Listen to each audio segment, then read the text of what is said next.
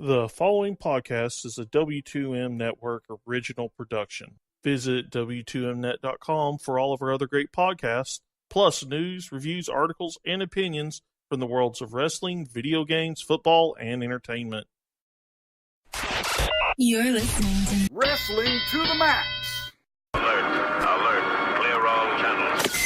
This is an exclusive. How you like that?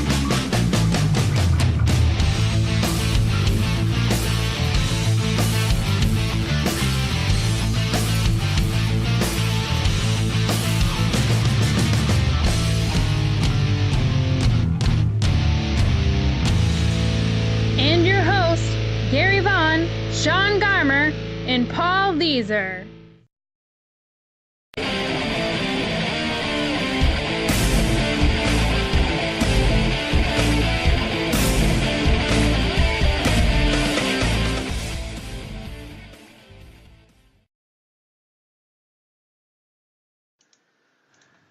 Hello and welcome to a special Wrestling to the Max Extra, where we will be reviewing New Year Dash, since that technically happened still earlier this morning here in the United States. And Harry Broadhurst is here. What's up, Sean? And he is here also to give thoughts on Wrestle Kingdom along with me, because I stupidly fell asleep watching it, and so did not get to be on the W2M episode where Paul and Gary reviewed it, but Paul is also here. Woo! So you'll get to hear his thoughts again, and hey, maybe we'll get into different discussion than he and Gary didn't have, and you'll get to have new thoughts as well as all of our new thoughts on New Year Dash. And I'm kind of excited to hear what Gary has to say on Monday for some of the stuff, because I know he, I got a message early this morning about Gary in a wet dream, so we dubbed Omega and Jericho instead of hashtag Alpha Omega hashtag aroused. I can only imagine what Naito Jericho is going to be for Mr. Gary Vaughn. Yeah. I feel like we're just getting started, and the boundaries of common decency have already been violated.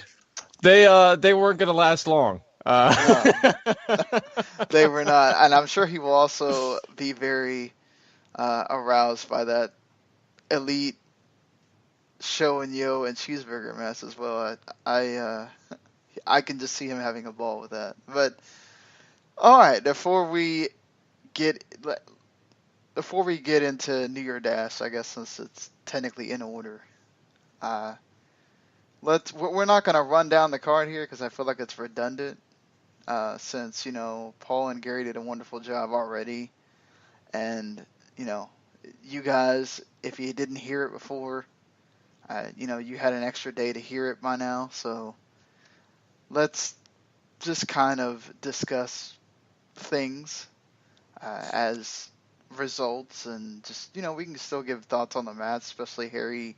This is kind of Harry and I did a Wrestle Kingdom before on a Wrestling Unwrapped way back in the day, but this is kind of Harry's I'm getting in maybe and giving it a shot, and so he has an interesting perspective as a guy that's not been watching in a long time like Paul and I have.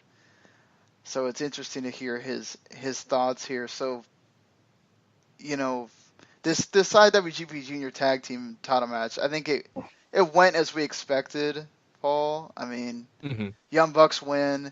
You kind of knew that, but I was really surprised at how good it was, and just thought Roppongi 3K were tremendous in this. They held their own as well, showing that they can compete with Young Bucks. It wasn't Young Bucks just owning everything, and Rocky played his part as well, which I thought was important, and it's expected, but still, I think one of the better matches on the show.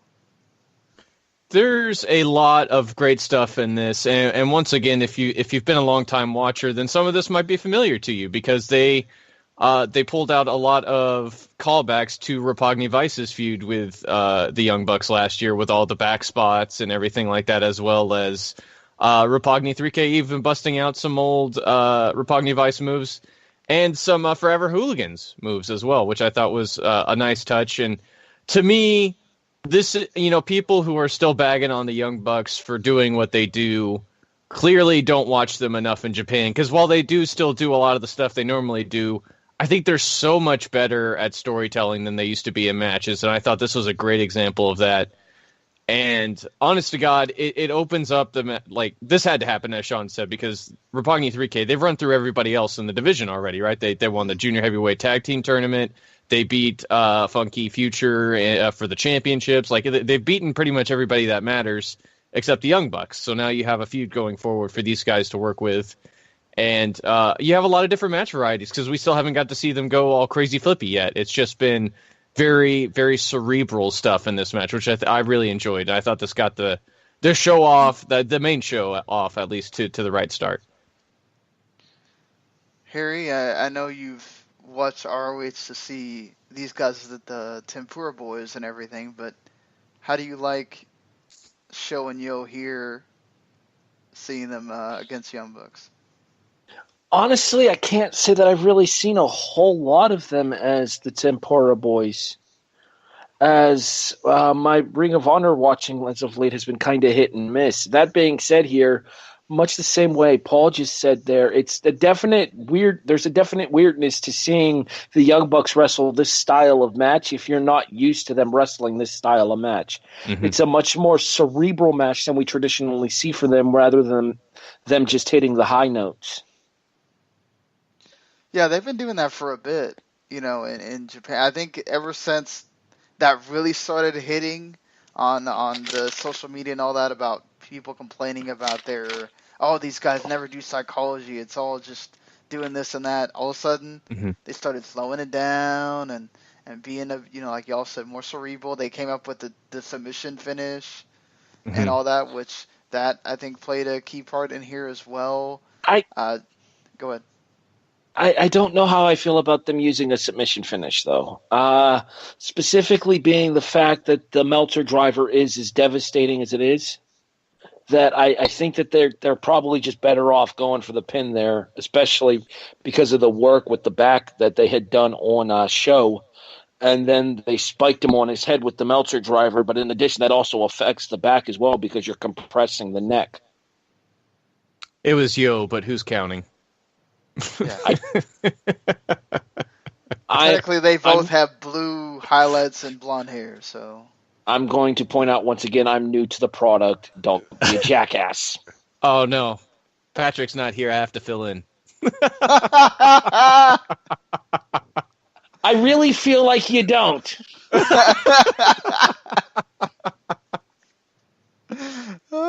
Derail number one.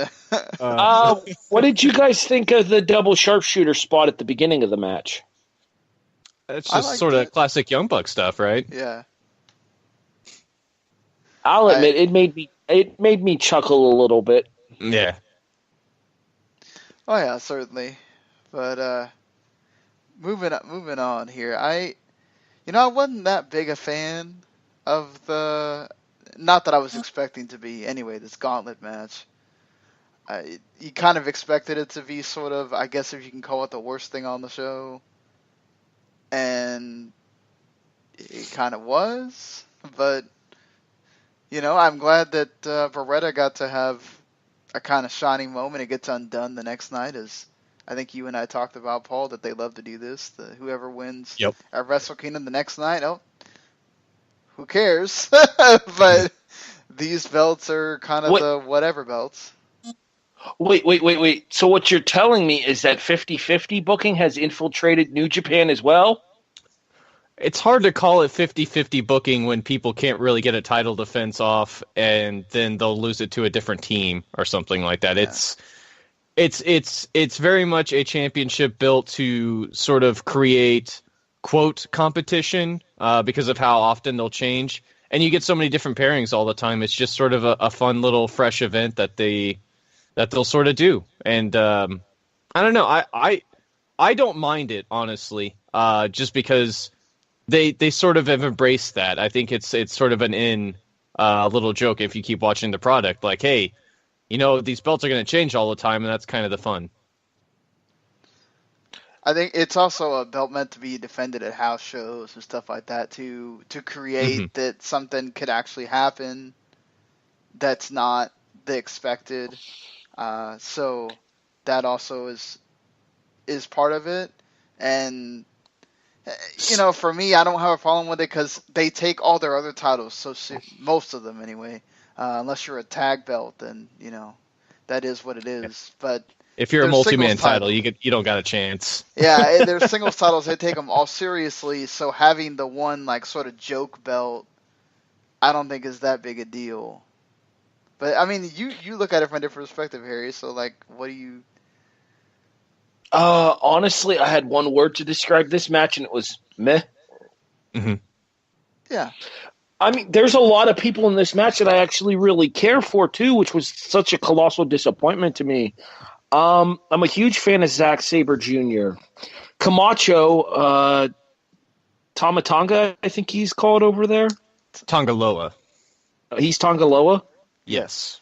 Okay. Well, Haku's son, Camacho, the one that was in the WWE, has completely reinvented himself in New Japan. See, that's rough because Tamatanga also Haku's. but the one was Camacho in the WWE. Right, you are correct on that, yes. Yes. So, I mean, you had Zack Sabre Jr., you had Camacho in there, you had Ray Rowe and Hanson War Machine, who I'm a big fan of, and apparently this weekend will be it for them in New Japan. Yep. And then you have somebody like Big Mike Elgin, who's become somewhat of a controversial figure in wrestling recently too, but whose in-ring work is always backed up pretty well compared to what a guy his size should and shouldn't be capable of. Mm-hmm. So, I mean, there were plenty of capable people in this match here, but the way it all just kind of ran together left me relatively uninterested. I actually enjoyed this for the most part because I think they told the stories that they needed to, right? I think Zack Sabre choking out Ray Rowe was a big deal. I think that was sort of a highlight. I think Suzuki Gun sort of getting one-upped at their own game, also sort of a big story, and something that got harped on in the New Japan Rumble as well, that they sort of get one-upped as well. So I think there's a lot of storytelling going on, and it was a great way to get Trent a moment, who they've seemingly gotten behind pretty well. So that's all good news there.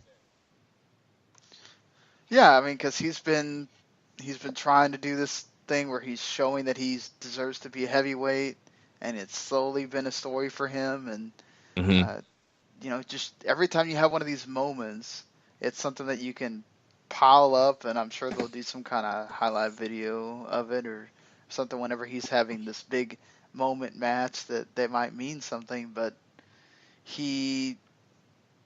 that's what's good. It's difficult though when you have the next night and they kind of sort of make it mean a little less with him taking the pin. Yeah, that's and I was going to kind of save that for the New Year's Dash discussion, but since you just brought it up right now, it seems kind of counterproductive to have Beretta eat the fall in the 6-man title defense the following night there if you really want to play this off as this could be this huge career-defining moment for him. Mm-hmm. See, that is the rough part with these belts, too. But to me, I think it's just sort of a way to build up whatever you want to keep going between Bullet Club and Chaos here to a certain degree. So, like I said, it's the 6-man titles. It's not like you have to look super deep into what they're trying to accomplish here, especially if you can just do something one night and make it feel like this guy mattered for a little bit. It gives you an inkling of what he might accomplish this year. I mean, I've always been more of a fan of Trent in the tag team setting, first with Kalen Croft as part of the Dude Busters, and then more specifically with Chuck Taylor as the best friends. But he's definitely stepped out more into his own ever since the separation from Rocky Romero and Roppongi Vice. Yeah, I mean, him and Chuck did pretty well, I thought, in the tournament, and the crowd seemed to get behind him eventually, too. So I kind of hope they bring Chucky T around a little bit more often. Yeah, it would be nice Espe- to see him there. Go ahead. Not to mention losing one of their top Gaijin tag teams in War Machine, too. Right. That'll be interesting to see them try to counteract from, even though they got so many big. I mean, Cassid, I think, is really all you need, which we'll talk about later. I think how they proved more than their own that they're still great. So. Yeah, exactly. Just as long as the Archer doesn't get hurt again or something. That seems to happen to him, sadly. Yeah, please don't explode your back anymore. Yeah, please don't. But hey, talk about explode. Go ahead. It was all that time carrying Christy Hemme in TNA that doomed him. Maybe. Oh, God. Rockin' Raven. Not to think about that at all, poor guy. Rockin' Raven infection joke. Speaking of explosions, Cody and Kota Ibushi. I'm one of these people that's not been big on Cody, and I feel like this is the one that finally kind of did it for me. As far as he's making this work, and then the piling up on the heel work and involving Brandy. I like Brandy's little shot at the Smart fans there before the match even started. I feel like she's really starting to kind of grasp who she is as far as a performer, and then being there with Cody, and then Ibushi was himself, so I mean that's great already. So then you put him in there with Cody, and I'm glad Kota won, because I was kind of worried a little bit that they might give Cody the win for some reason, but I guess Cody got to knock another one off his list, if that's still around.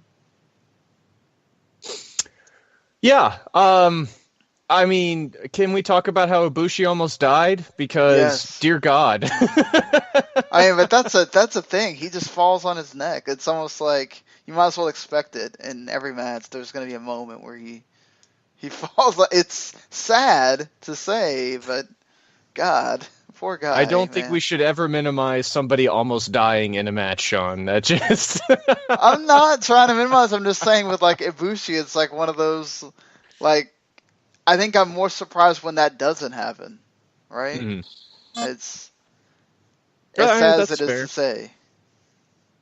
It shocked me too, right? Like, you don't want to see that ever. I apologize. I had some connectivity issues there. It's okay. That's fair. Kind of figured.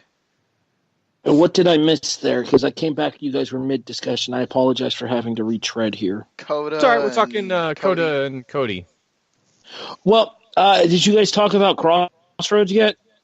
No, I just mentioned it, but go ahead and give us your thoughts.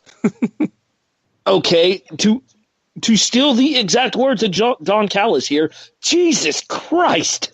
Yeah. Not a bump somebody with a history of neck injuries should probably be taking. Is really yet to stop him from taking neck bumps. Yeah, really. I mean, not to mention he also made that thing that I thought was a one-time deal with Tanahashi into a move that he does in most matches now, the lawn dart thing into the corner. Oh, so, yeah. I guess, it's like, oh, well, if I'm going to take a move to might hurt my neck, you're going to do it too. Mm-hmm. But as far as the Kota and Cody match went there, I kind of agree with what Sean said there. A lot of Cody's work on the independents has left me feeling unsatisfied. Like, I know that he's capable of more, but like maybe there's something he's holding back here. This seemed like the first real time that he was able to live up to that legacy that he's been trying to build for himself here. This stood out to me as, in my opinion, the third best match on the show. I can get behind that. I see. For me, I think Cody took a page out of the Shinsuke Nakamura book. He'll give you the really great stuff when it matters the most. And he's had, I think, 3 occasions, really since he left WWE, that have stuck out the most. And this is his first time doing it in Japan. And it was on a big stage. I felt like he really needed this too. So you can't discount his performance here. I thought he was phenomenal. Coda was his usual phenomenal self, and this was just awesome. I enjoyed this match bell to bell. I think what also worked is the crowd really got into the Cody's like heel stick and all the stuff with it, like where Coda hits Brandy and then they laugh about it. And Yeah. that was great. Let's also give credit to Brandy too for regards to the subtleties to her character selling first selling the landing one from Coda and then laughing about it with Cody as she was being checked on after the drop kick by Cody. Yeah, true. Yeah, I mean she's slowly but surely just sort of getting it as she's going along, which is nice. It's a vast difference from how she's treated in Ring of Honor, where she's very white meat baby face, and this is, I think, the first time we've really got to see her break out in a performance, just in general, I think. Yeah, I think I agree with you though, Harry. I think this is probably up there. With you could make that case of having it be your third best match on the show easily, and. I think a lot of people coming in were not possibly expecting that at all from Cody. So I think props to them for totally delivering on that. I've not been a big. I think I'm not the only one, but the tag team title scene, the heavyweight tag team title scene, is not always the greatest thing, especially because until Evil and Sonata won the tag league, it had been traded around the same like 3 teams or whatever for the major part of the year. And I knew I should have won it with Evil and Sonata because the World Tag League team always wins. But this one surprised me. I think it was one of the better tag team matches that I've seen from the heavyweight side in a while. I mean, these guys went out and delivered, I thought. Yeah, I mean, hats off to Callis and Kevin Kelly at ringside, who were stat machines. 5 years in a row, the winner of the World Tag League has come in and won the titles here at Wrestle Kingdom, which is a very interesting feat, and I think it does definitely show you where sort of the tag division is. I like this a lot. I think, this is basically how you get bumped up to a big-time team in New Japan now, is you win the tag belts, you're in the mix. That's really just how they're going to keep doing it, I think, because there's so much focus on the individual titles, as we said. And I don't think, while it's a nice attraction, I just don't think this is where they're really thinking right now, is singles is going to make them money, not tag teams. It also seems to be a thing with like Ghetto's just not big on tag teams. That I think it's definitely a very recent wrestling trend, too, is that just companies in general aren't really all that interested, I think, in booking tag teams anymore, even though they can add a lot to a show. There's just not as much focus on it in most major promotions anymore. Which is odd for me, especially considering that Ghetto comes from a tag team background himself with Yado. As far as the match itself went, to me, I thought Killer Elite looked really good here, and they dominated the vast majority of this match here, which made it almost seem like Evil and Sonata's victory came off kind of flukish at the end to me. And I don't know if that was done by design because they're planning on having Evil and Sonata continue to feud with Archer and Davey Boy Jr., but it's just going to be one of those things that we're going to have to see more of down the road with those two teams. A lot during the tag league, LIJ was sort of babyface in peril a lot, and I mean this is what Kess is great at. Killer Elite Squad is just murdering you, believably murdering you, and I think they're one of the best tag teams when they're healthy, and it was so great to see them have this performance. Not to mention, shout out to Lance Archer, he destroyed a pond to make sure the front 4 rows got wet. So hats off. I have to love that, honestly. I'm just it's interesting. Let's see where Evil and Sonata go from here, and if they do become a team to be reckoned with, as well, we'll see if perhaps they kind of take a little bit of a detour when we get to the New Year Dash. Well, hey, I talked about we can't have Goto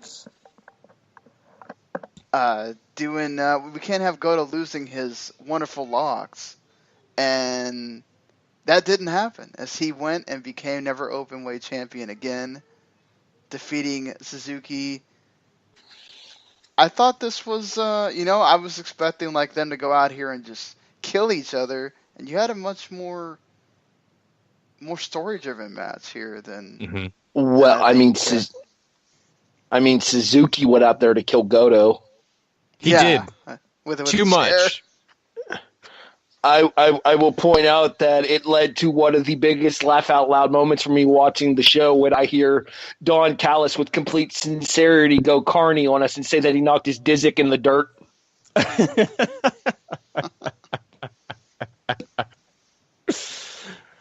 I don't know why, but something about the way that Callis said that and the fact that he said that made me laugh uncontrollably. But are you surprised that they went ahead and just had the Goto win? Are you asking me or Paul? I am asking, well, either one of you, because it seemed like everybody was picking, Suzuki's going to win, Suzuki's going to win. This is going to be some kind of pivotal moment for Goto, and then it doesn't happen. Yeah, give your thoughts, Harry, because I said at the top I was going to try not to take the lead, and I feel like I have. Well, I was just going to say here, I honestly didn't have an inkling one way or another towards this match because I didn't know anything of the history going into it. Mm-hmm. I saw the little hype package that they did before the match where they talked about the fact that Suzuki had beaten Goto twice, and that kind of made me lean towards Goto in this match. Mm-hmm. But at the same time there, with the way that Suzuki was laying the shots in there, it's almost like Goto owed him money or something. Well, that's just Suzuki. Everybody owes Suzuki money in his mind. Exactly. Well, there's somebody else from New Year's Dash that we'll talk about a little bit later who apparently owes Suzuki something else now. Oh, well, they have a lot of history. So perhaps there's a lot of owing somebody money there. They have a very classic Wrestle Kingdom match that you should check out, Harry, if you haven't watched it. I heard it was something of like Kings of Pro Wrestling. Kings of Pro Wrestling 2012, I think, with the show date that was given to me for one of the matches to look into. Mm-hmm. To my knowledge, I don't think Suzuki and Tanahashi have had a match I've hated against each other. So I think you're safe no matter where you go. To me, this is what Sean says. This is a story-driven match. Suzuki going so far to prove that he is better and not just sort of taking the sleeper victory. He wanted to kill Goto. He wanted to make sure he knew that he got beat this time, and he was, dead set on hitting that Gotch pile driver at any chance he could, and Goto just kept fighting and fighting until he finally got the GTR on him, and that was all she wrote. Well, that also speaks to the. I assume Suzuki's. The way that I saw it hitting the video package there, his Gotch pile driver is actually the Cradle pile driver, right? Not the Cesaro one that we know. It's so hard for me to tell the difference because they're both sort of set up the same. Jerry Lynn's version of the move. See, I thought Jerry moved his arms after he picked you up. Suzuki does it more like Cesaro, where he holds you the entire way. Yeah, but Cesaro fell forward with it. Well, that's the neutralizer. That's not a pile driver, then. Yeah, well, that's what they called. He called it the Gotch neutralizer. Yeah, this is straight up just a Gotch pile driver, where it's the same. Okay, so hook you around the leg and then pile drive you into the mat. Okay, so this is like Jerry Lynn's Cradle pile driver, just with a slightly different setup. Yeah. Okay, that's one of the things that I was curious about there. But yeah, I did notice that he kept going for that move there, and Callis was calling him out on it. But at the same time, it almost seemed like that move is kind of not conducive to the size difference of the two men either. Mm. The fact that Goto is just so much physically bigger than Minoru Suzuki is.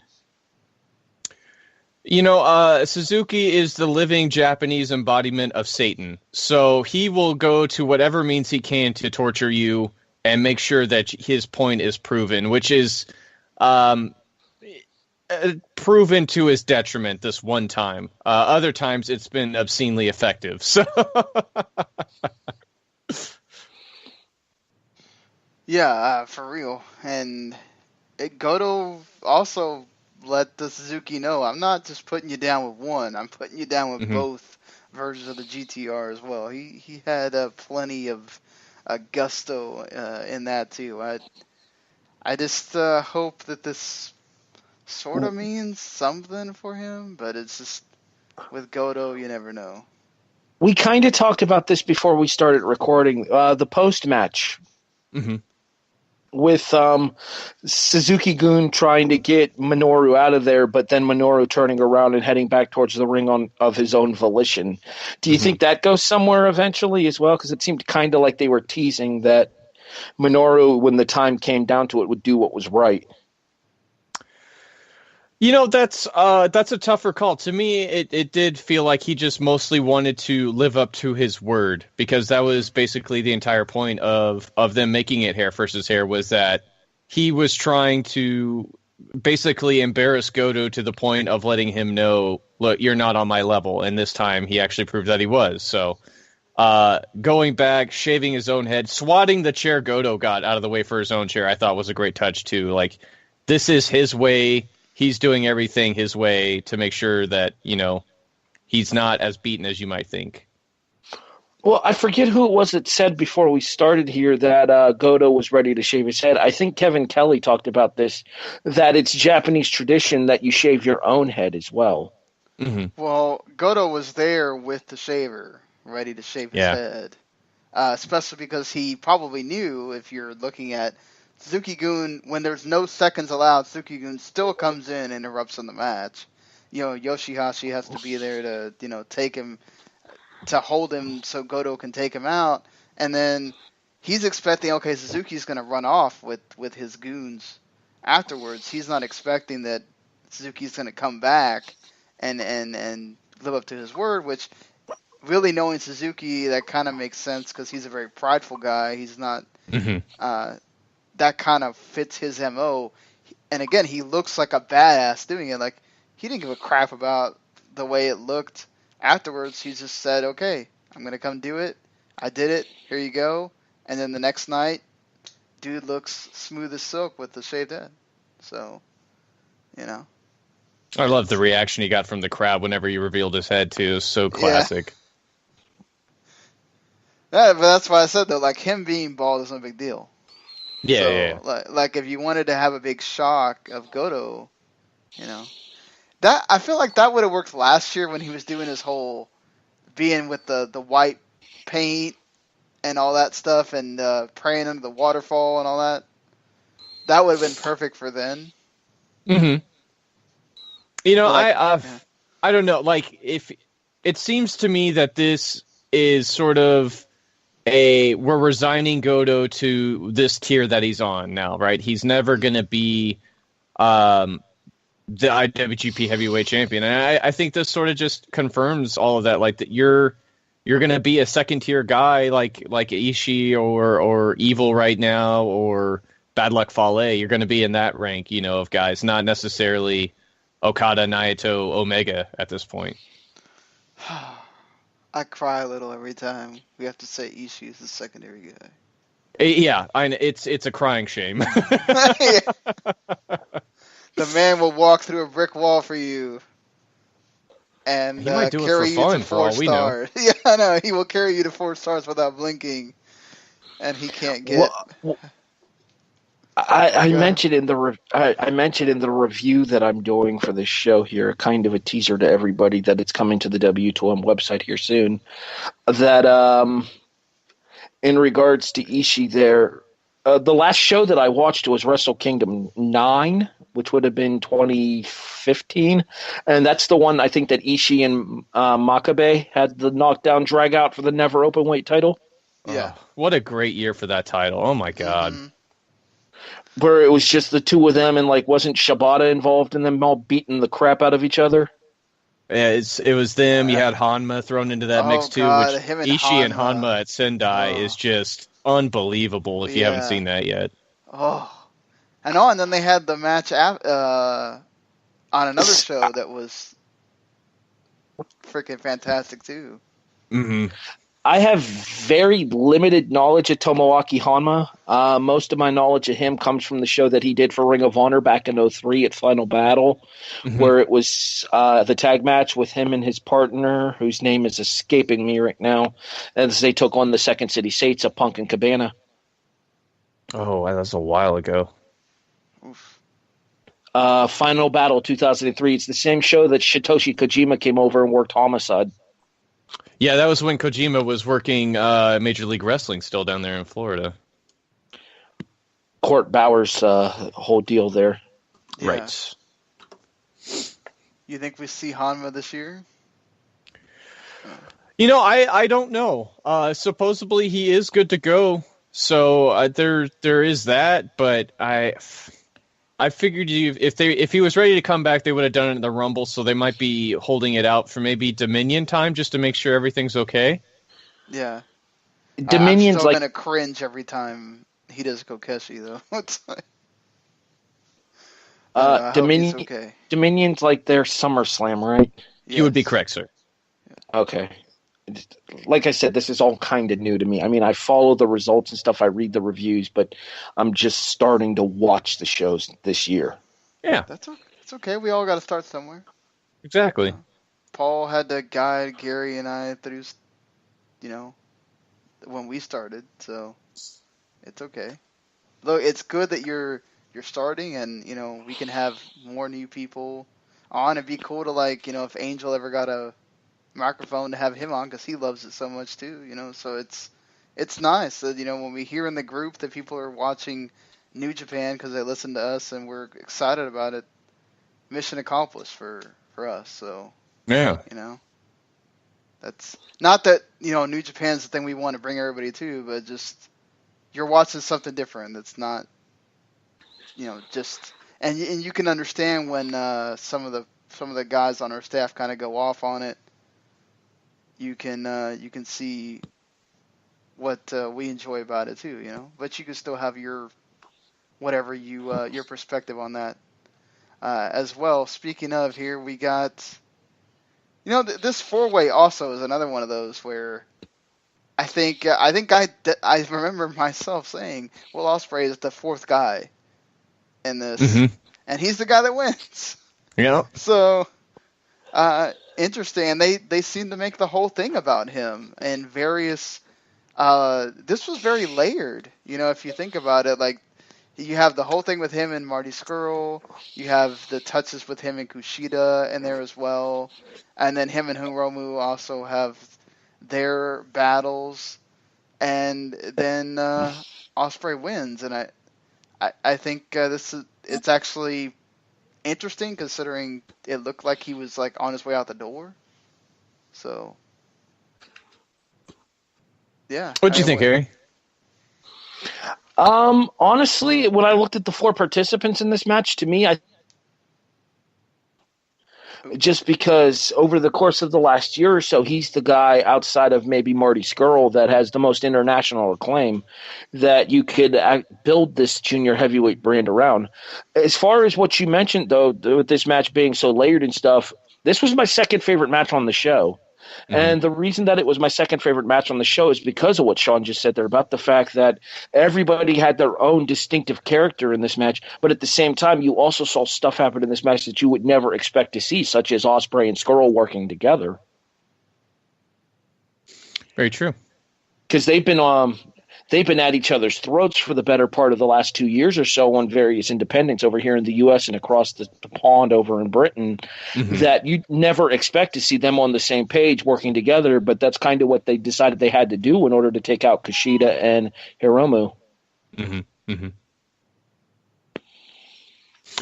Yeah, all really good points. I mean, coming into this really felt like it was Hiromu's sort of match to win to me. And when the bell rang and you're about 5 minutes in, you already see that Hiromu is basically getting his tail kicked most of the time, taking most of the big spots and all that. I thought this was really good. There's a lot of people out there that I've read that thought this was the best match on the show. And you can't really blame him, right? I mean, everybody loves a Flippy Boy special, and that's very much what this was at the end of the day. But I think they did a lot of great storytelling throughout it, too. As Harry just mentioned, all the Ospreay-Skrull interaction. I think Hiromu and Kushida got their fair share in, and then the interplay between all four of them was also very well done. Do you think that this was done the way that it was is more of an all-out sprint because of the way the junior heavyweight tag team match was booked, with it being more mat-based and focused on the back injuries? I think that's what made this so good. And so this is something that I think New Japan does a lot better than most other promotions out there that at least I watch, is that they go out there and they try to give most of the matches a different identity. I will say, however, that me and Gary talked about this too, how the New Japan Rumble sort of set the story, I think, for the entire event, that you're having Masahito Kakihara come back from defeating cancer to win the Rumble, and it's sort of an underdog tale, and you get that more often than not throughout the night, like the LIJ match, like Goto overcoming Suzuki, like Will Ospreay essentially overcoming the odds, and we'll talk about, I think, Beretta and Chaos, probably that story too. It's just, they sort of beat you over the head with it here in that middle part of the show. And to me, that kind of lessened a little bit of the enjoyment. But at the same time, I think the matches were all executed so differently. That's what made this feel what made the show what it was to me. Yeah, to me, and I say this as a huge fan of Pro Wrestling Guerrilla, that one of the things about Pro Wrestling Guerrilla is that a lot of the matches tend to run together just because a lot of them work that same American independent style. Right. Whereas you have much more layered contexts when it comes to your overseas promotions, such as your Revolution Pro, such as your Progress, and to my knowledge, what I've seen here for 12 tonight, such as New Japan as well. Yeah, Progress is another one who's really good at making matches feel different. Yeah, I mean, Progress is also really good, with their storytelling. So that kind of makes sense that you're going to have different matches on different shows. Mm-hmm. I'm really hoping to get more into Progress this year. Hopefully everything falls the way that it needs to, and I might pick up that Progress on Demand subscription this year. It's good stuff, man. They have a quick turnaround, too, usually about a week. It's pretty good for the not so expensive price, and isn't it like $8 a month? Essentially, yeah. Yeah. And yeah, I kind of felt though that this is the sort of similar thing you'll see with the captain later on of the whole stable, where you really felt like this would be that time where Hiromu gets to overcome his odds that he's dealt with throughout the story, and he didn't. Mm-hmm. It was kind of weird. I agree. When we get to New Year's Dash, we can talk about this some more, but there's a plan around a lot of this, I feel like, especially this match going forward. I was just thinking the same thing on the basis of the 10-man tag main event from New Year's Dash. Mm-hmm. I don't think the Hiromu Ospreay story is anywhere near over based on what we saw today. Right. That's good though, because they were the one match that we haven't seen a whole lot of. Mm-hmm. So if they get to have a series before you move Hiromu on to somebody else eventually, I'm down with that, because we saw a lot of the other guys. I also want to give credit to the villain Marty Scurll for one fantastic entrance at Wrestle Kingdom as well. Mm-hmm. Made those wings himself. Pictures all over the internet. It's a really cool story. Cody took a lot of them in the hallway, physically sewing everything. Yeah, Cody worked on it all day. Mm-hmm. Mm-hmm. Yeah. I think I sent somebody a message that said, "Yeah, Scurll made those wings himself." There, I forget who it was I had sent it to, but I was impressed. The entrance was fantastic. Mm-hmm. And Ospreay rocking the purple. Thought he did Ospreay rocking the purple. Kushida getting a little Back to the Future in there too. Yeah. That Back to the Future he had was pretty nasty. Yes, absolutely. The dive off the stage was really cool by Ospreay. Kushida freaking taking that overhead belly to belly into the turnbuckle too. Nasty. Oof. And then I thought he did the most vicious over the ropes powerbomb thing, the one he did to Hiromu after. Oh. Yeah. Yeah. See, Yeah, I mean, small things like that. Like these guys still hate each other. That's the best. Yes. see, I'm going to say that I wasn't quite as impressed by that overhead belly to belly as you guys were, but a lot of that has to do with the style of the New Japan turnbuckle pads. It looks like they're built to kind of cushion a blow like that. Yeah. I mean, it's still pretty nasty to go in the corner, though. Anytime you're upside down with nobody to help you down and you can fall on your neck, mad props. Yeah. Fair. I mean, yeah, you have Yano come and take that whole turnbuckle pad off and, swing it around, but it has its uses.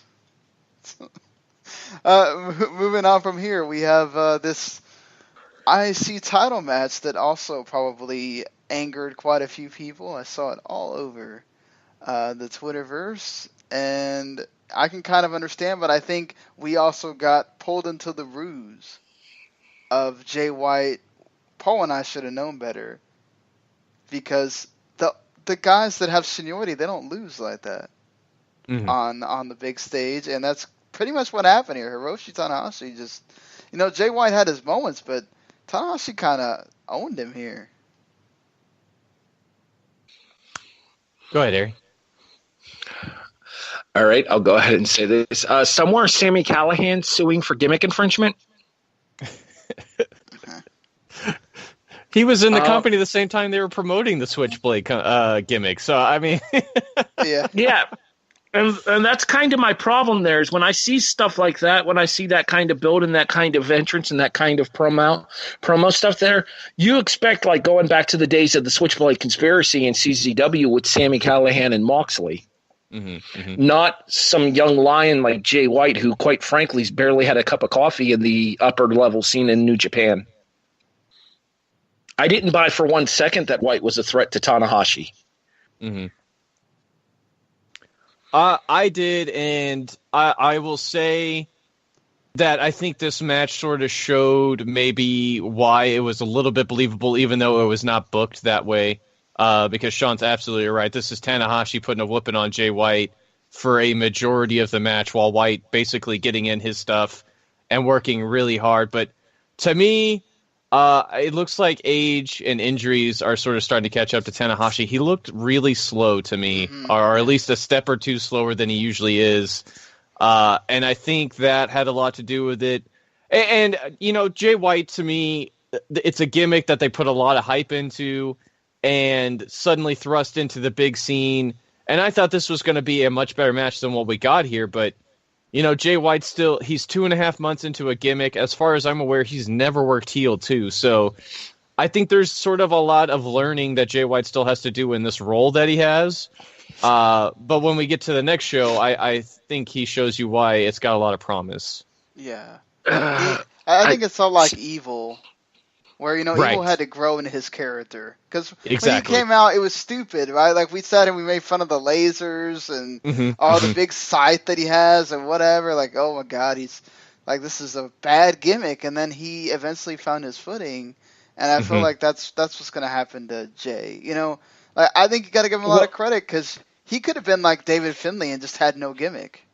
Right. Just came back and whatever, and he comes back with a gimmick. Yeah, maybe it's something else that's already out there, but he's trying to make it work, and I think it's just going to take some time.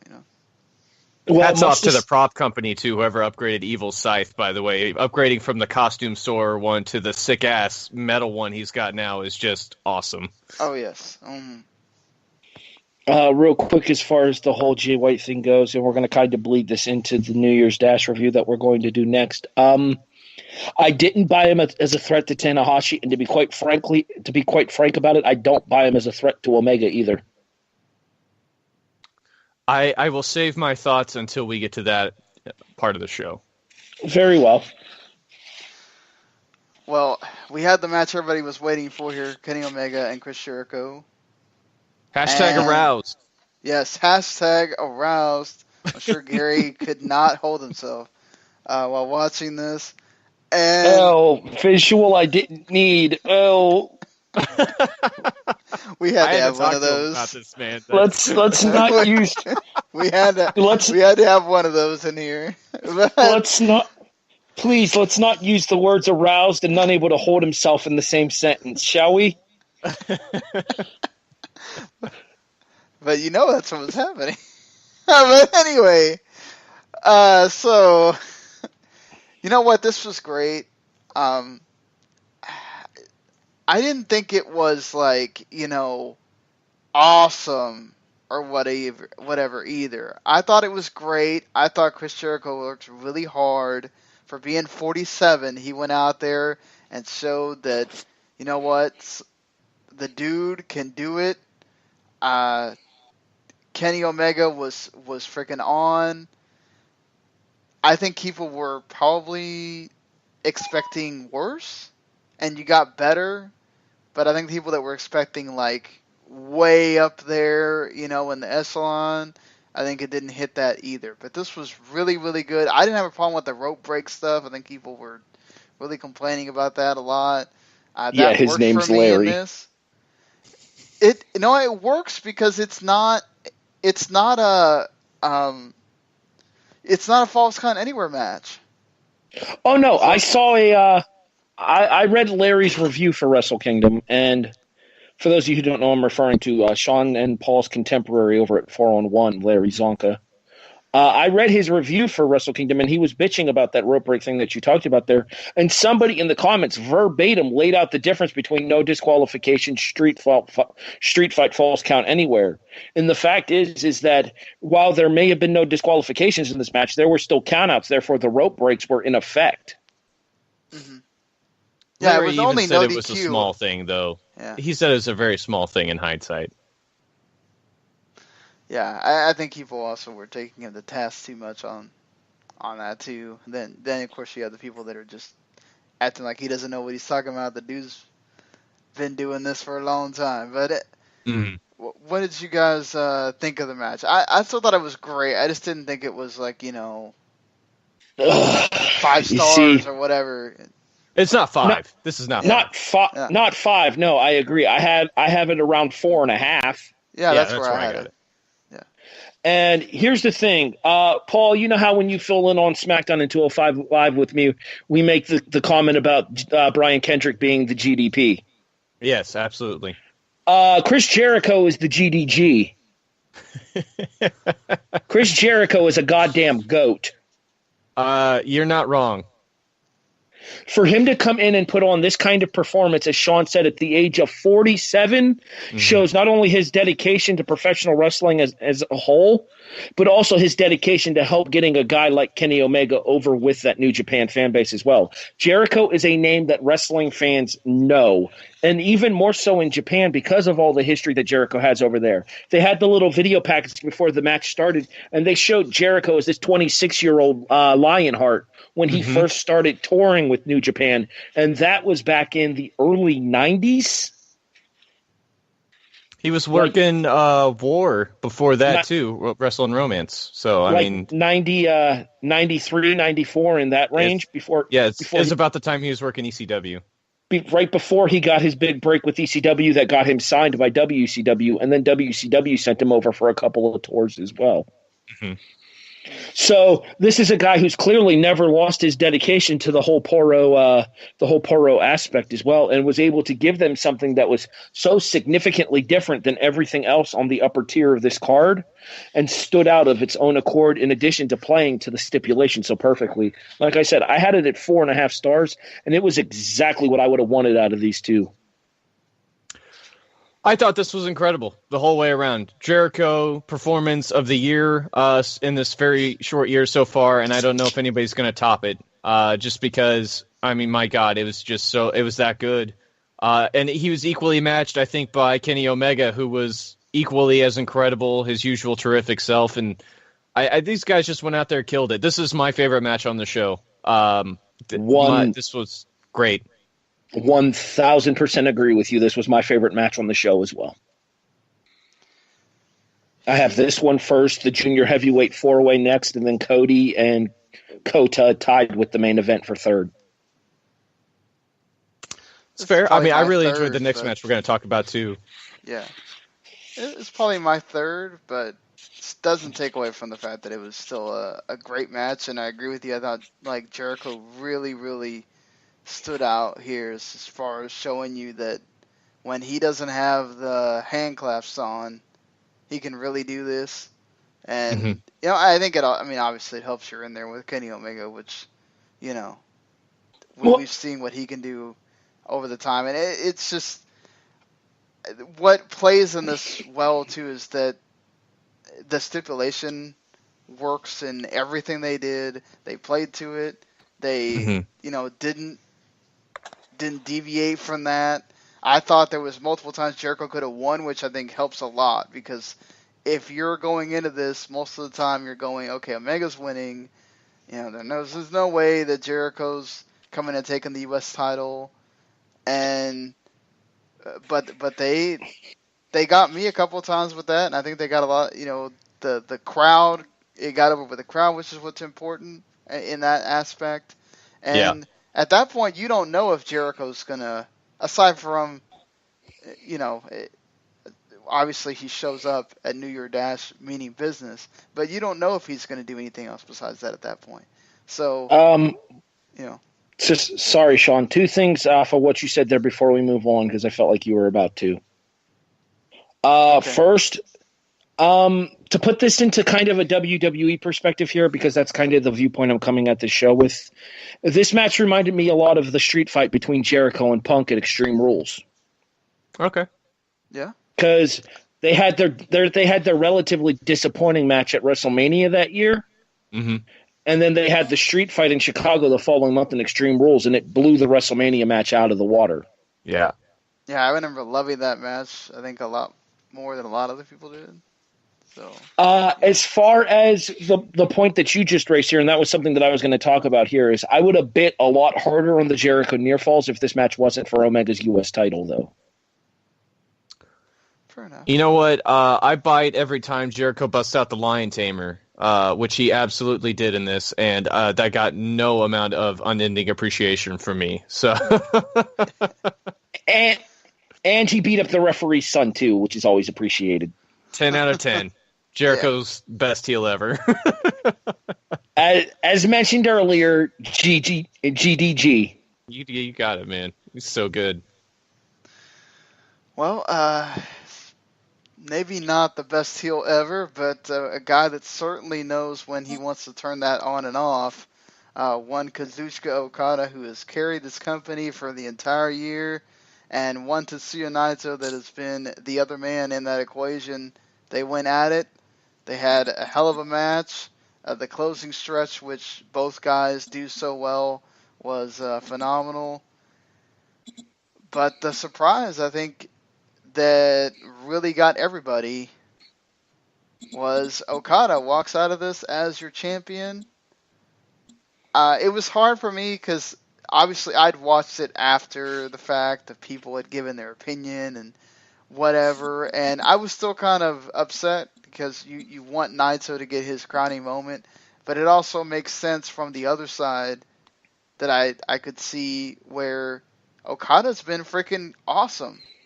Mm-hmm. And until he's showing that he's not that, or that the fans start, going some other way with him, why change that, right? The company has been on such a high with him as champion, and Naito could still chase and all that stuff. I mean, how long can you let that go on? That's the problem. I mean, I think it's that's always such a hard thing, right? We blame this on Vince as well. He gets it wrong a lot of times. Ghetto's not perfect. That's happened to him too. You think that's a case of that he didn't get it right, or is there still an opportunity where this can work down the line? Well, the very next night here at New Year's Dash, and we'll talk about this more when we actually talk about the show here, that crowd was almost decidedly pro Naito. Mm-hmm. So I think maybe last night may have been the opportunity, or yesterday morning, last night here for us American fans, may have been the opportunity to strike while the iron was hot. But at the same time, I do feel like there's going to be further chances down the road. I don't think that the story between Naito and Okada is anywhere near finished for this year. I mean, Okada basically says as much, too, in that post-match promo with Geto. So, first, I want to talk about the match because, and I'm interested on your point in this too, Sean. Rarely have we seen Okada outperformed in these title matches. Mm-hmm. And honest to God, I think Naito was the better wrestler on this night. He was. Honest to God. Yes, he was. He was totally the better wrestler. His performance was out of this world in this match. And it's one of the reasons why I think I did enjoy it so much was because it was just such a different dichotomy, I guess, than what we're seeing, because Okada usually always looks just as or better than who he's wrestling. And to me, this is maybe the one time during this title reign where he's been absolutely outperformed. And on Wrestle Kingdom, I think that's a big feat for Naito. I think they missed the mark. I think this is a bad decision. And I don't want, like I said on the W2M review, I don't think, and I don't want anybody to think that this means I'm bagging on Okada, because he's great. He's under 30. The guy cannot fail at putting on these big title matches. But to me, I felt like this was the moment where you have an opportunity to create that number two, that foil, that other guy who could always come out of nowhere and beat Okada. And Naito was going to be his nemesis. You had Misawa and Kawada. It could have been that all over again, I think, if they put the belt on Naito here. Yeah. That's what really hurt, is that he could walk into New Year's Dash as champion. You could really have that crowd behind him. Mm-hmm. Because you still had the big Okada chance as well during absolutely. that match. And I feel like it's just, again, you can make the case that I made, right? That Okada's been great. Why change it? Now Okada can shift roles, right? He can be the heel, the full on heel. He's not the I'm trying to defend the company and take it, whatever. Now I'm just being an ass or whatever. Mm-hmm. And you can take it that route if you want, and he's done that before, and he did that great as well. Like you said, he's just really never failed at anything unless you're TNA and you somehow ruin yourself with having him. But I just that's probably unnecessary, but going back to your point, I think the whole story of it was that Naito did need to show that he is better. And he needed to show that he is not only just as good, but can eclipse Okada in that situation, because as much as he throws titles around or whatever, he actually does really care. I think it's just that's like the underneath facade of the whole thing, is that he does care. He's just not gonna show it like that. So I think, and as far as this match goes too, I think a lot of the action is sort of played out like that too, where Naito, I think, really is taking Okada to task during the beginning and end, or during the beginning and the middle, and then of course Okada at the end is just his usual incredible self, especially during the stretch. But I think that's maybe part of the story of why they wanted Okada to win here, and that's because maybe they want Naito to keep being that rebellious sort of guy you keep cheering for. So I don't know. Like I said, I still think it's a mistake, but like Sean, I absolutely understand why you wouldn't want to do this, why you wouldn't want to end Okada's title reign, because it's been tremendous. Yeah, it's what they did, almost 9,000 more than last year. Yeah, 8,800 is the final count as far as end over end. Can I ask a question as far as the match context goes for something that kind of confused me? Yeah, do it, dude. And I'm looking at this from like a WWE perspective here, like I said before here. And this is something that I was going to touch on in the review, and I'm still going to talk about it, but I wanted to bring it up here since you guys would have more of a inside perspective towards this kind of situation here. Is it just me, or did the go home sequence feel kind of very WWE main event stylish? That's how most of Okada's go home things are?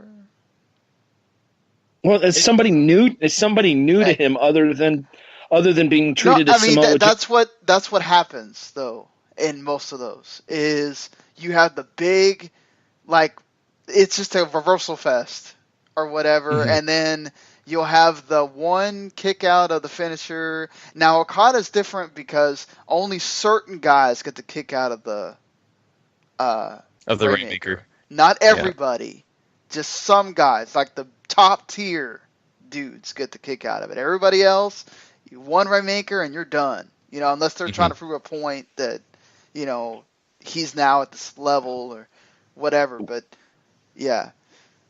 Well, that kind of throws me back to the Omega feud from last year where Omega kicked out of the Rainmaker, but Okada never kicked out of the One-Winged Angel. He only survived by using the ropes. Right, yeah. Wrestle Kingdom last year, that started the story because Omega never actually hit the One-Winged Angel, which they really wanted to protect that. And they used to do that with the Rainmaker. It used to not matter who you were. It was Rainmaker, you're out. And that's how the finishing stretches, I would say, at least in 2014, 2015, sort of went.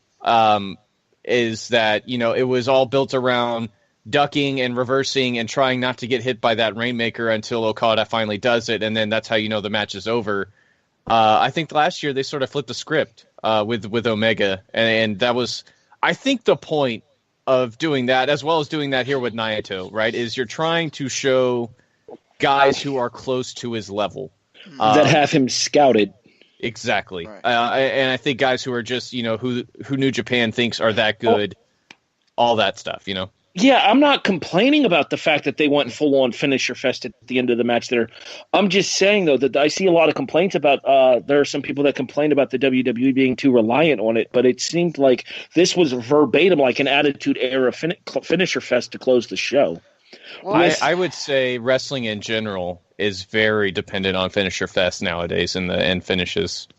Right, but I think the difference is that other than, Nakamura's knee, most of the other finishers in New Japan are very, very protected. You don't kick out of them a lot, or if ever, in Omega's case, and, even the high fly flow is not, it's a freaking frog splash, but, like, that doesn't really get kicked out of much, unless you're, Fale or something that's freaking huge.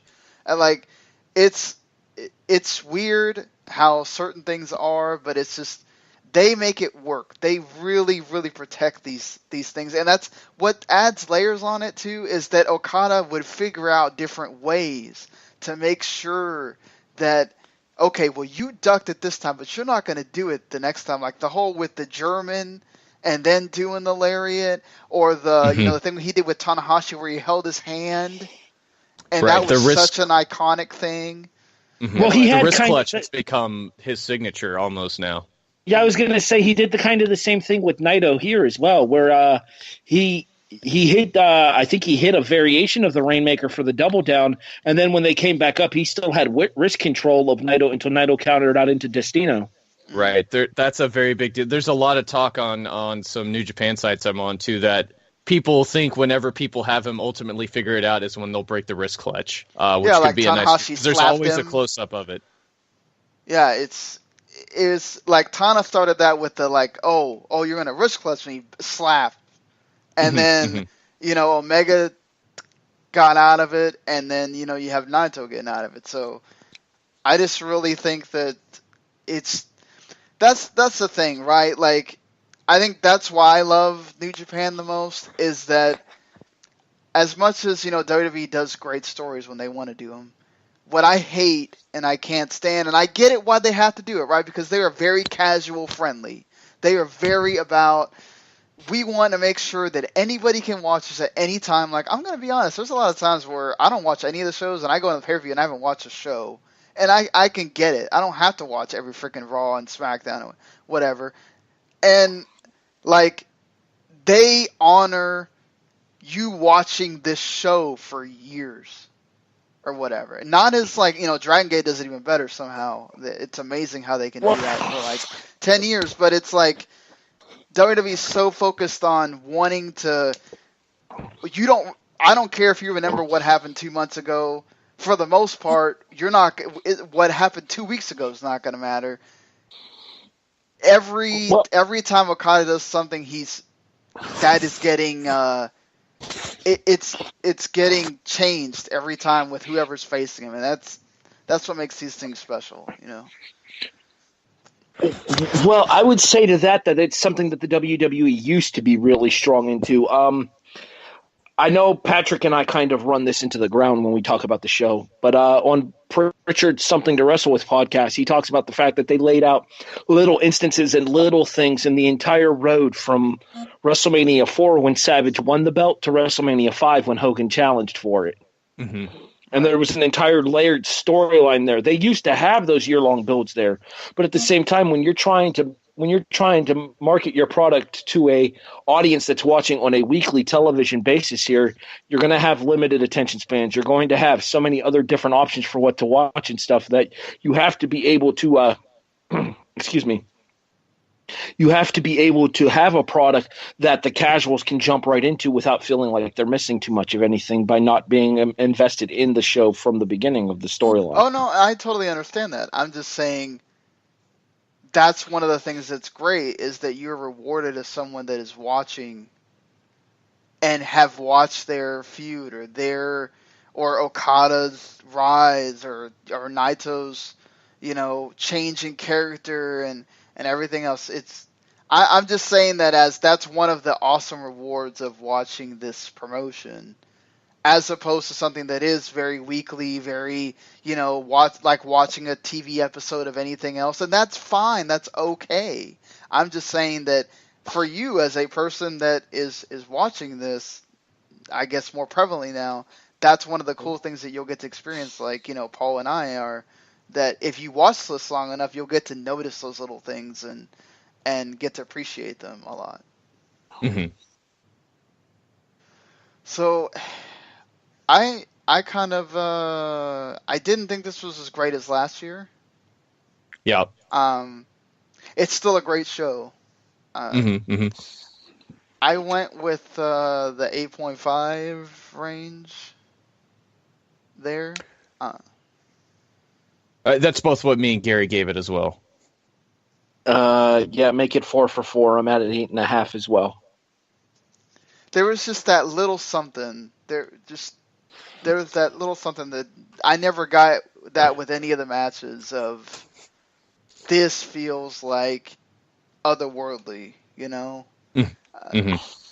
I mean, it's hard when, you know, you're Okada and you've been having these great matches with all these guys in the main event for however long, and we've had these stretch of matches where they kind of all try to top each other in the run-up. Yeah. I think as a new viewer, though, I appreciate the fact that they didn't try to go epic with anything here tonight. I feel like if they'd have tried to do another one of those 60-minute Omega Okada matches there tonight, I feel like my interest would have waned during the course of that match. It didn't have to be 60 minutes to be epic, though. You know, they've had these matches where they're 35 and still. And frankly, Meltzer can STFU. Yeah, I mean, about I this wouldn't whole hint to get that at all, but you know, about this whole scale breaking, because frankly, that's getting annoying as crap. Well, I doubt that he broke the scale for anything here, but you know, fair enough point. Yeah, I don't know. What did you? I think go ahead. Well, if I were looking at this like I would a review of Raw with my final reaction here, to me the MVP for this show is Chris Jericho. Mm-hmm. Mm-hmm. For putting in the performance that he did it on such an unexpected level here. I mean, you got basically what you probably expected out of Okada and Naito. You got basically more or less what you probably expected out of Tanahashi and Jay White there. To me, Jericho and Omega exceeded any and all expectations that most probably had for that contest. You know, I will say that I think out of everybody that participated on this show, I think Chris Jericho had the most to prove out of everybody.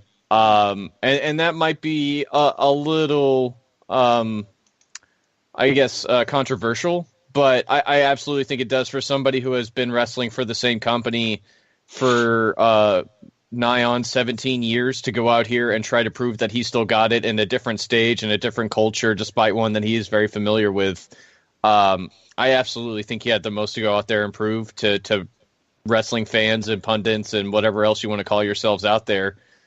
And I think he did it. I think he proved everything he wanted to do. And that's you can do that when you're the GOAT. Yeah, totally. For me personally, I liked Naito's performance a little bit more, but Naito was incredible too. Yeah, I can't. There's no way you can say. I think anybody that's watching this and disagrees with you guys is not watching the same thing. I think obviously the guy, the match that hits you is Jericho and Omega because you're not expecting that. You're expecting less, and they really brought that to the table. And so for that point, I think if you're talking about, the whole, he has more to prove, all that kind of stuff, MVP in that way, from being down here to being up here, but I still felt like Naito brought it the most because this is what he was doing, and he brought it to Okada, and unfortunately he didn't win, but I still think that doesn't take away anything from what happened, and he's my MVP, but I don't think Jericho is wrong in any respect in that either. Yeah, I mean, I think Naito went out there and outperformed the best performer that works with the company full time, and I think that is a feat in of itself because we've seen Okada just be absolutely tremendous throughout 2017, and Naito showed him up on the big stage. That is no small feat. All right, so let's get into talking about actual New Year Dash here. And it is, in fact, New Year Dash, there is no S. Just because sometimes I get that question, and I'm just like, nope, you don't see an S on it, don't pronounce the S. But, anyway, moving on from Wrestle Kingdom, which is a terrific show. Hopefully, you got to watch it. If you didn't, it's probably out there and, less costly ways. But honestly, New Japan World is not very expensive. It's like $8-9. 8 and some change at last count. So 999 yen, gentlemen. Right, but right, when which you're American is like 874, I think, or something like that. When you're foreign, that changes because I've had to go up to 10 on me before because of the exchange rate, and I've had it be as low as 7 something before because of the exchange rate. So it's weird. Yeah, that's one of the weird things to me about NJPW World is the fact that the price.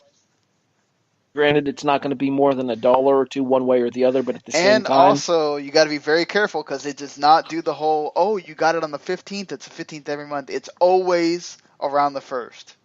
Mm-hmm. So be careful. If you get it on the 25th, they're going to charge you on the 1st again. So, yeah, just got to be careful with that. It's a Japan thing.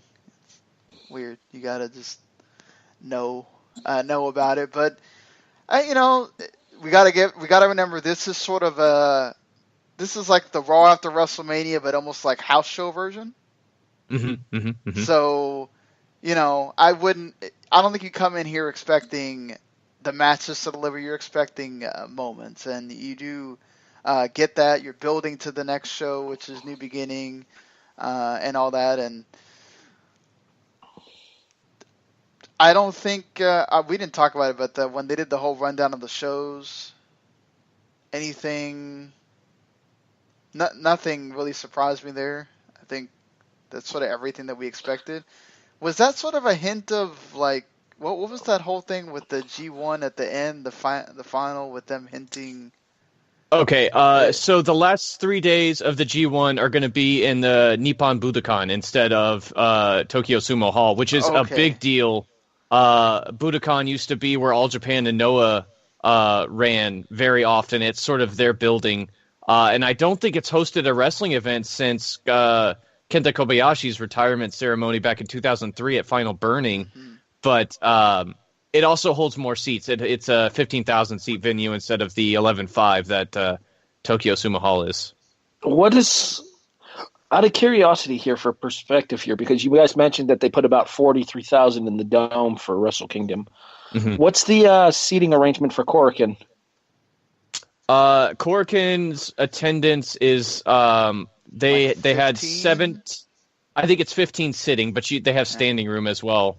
And the total attendance, I believe, for this show was 1743, which is super no vacancy, all that stuff that gets thrown around a lot. So, which is code for we're going to call the fire marshal.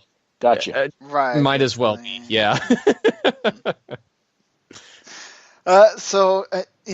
I will say the one area where I have not paid too much attention is the Young Lions, because a lot of times I'm having to rush watching these shows in the past, and I haven't really. These were like the first 2 shows I've actually been able to sit down and watch them and not have to like do 5 other things while I'm trying to watch this too. So this is the first time I've gotten to really watch the Young Lions in a while. So a lot of these guys, other than Oka, were kind of like, oh, I have not seen you. But you had the New Japan dads, Nagata, Nakanishi, Tenzan, and Kojima against Oka, Narita, Umino, and Yagi. You should probably take this one, Paul, 'cause you know more about them than I do. Right. So Oka, of course, still the chosen one, I think, in a lot of different ways, even though Kitamura has definitely gotten over the most out of the current crop. Oka, of course, trained by Yuji Nagata, chiefly, sort of getting the special treatment there and all that, as far as who's training him goes. Shota Amino, of course, is the son of referee Red Shoes, who has boundless amounts of charisma, I feel like, and go ahead. He's the one that Jericho punked out during the match with Omega, right? Correct. Okay. He's also the more filled out one outside of Oka here, if you're trying to tell the difference, because Narita and Yage are definitely looking like they're going to beat junior heavyweights. I like Narita, I think, a bit more than Yage, but they're still very young. They're still early on in the training process. And I enjoyed this. I thought this was good. You had the young lions doing their usual stuff, getting into the basic stuff, working together, pissing off the dads until they've had enough, and then come in and beat the shit out of them. The one that slapped Yuji Nagata and Nagata just gave him a death glare was hilarious. Yeah. Pardon the language here, but Nagata looked at him like, "Oh, you done fucked up, son." It was that would be Yage, who very quickly realized he made a mistake, and Nagata had the spinal tap kicks to prove it. Yes. Yeah. You don't piss off Blue Justice. That's not a thing. No, there's a long list of guys in pro wrestling who I probably wouldn't want to be on the bad side of, and I would imagine that Yuji Nagata would be near the top of that list, right behind like Haku. Oh yeah. Don't attack the never aging man. Don't do it.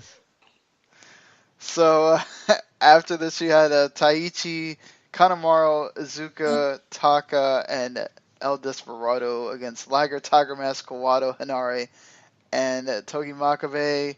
The story kind of with these guys is that the young lions have kind of been messing stuff up for the veterans, and that happens here as well. Of course, Kawato and Hinare are the more two of the more advanced young lions compared to the other crop. And, it's hard when you have Taichi in this match, so, Hinare might be past young lion status now. He's moved on from the black tights. He's got some face paint. He's rocking a more sort of tribal New Zealander look.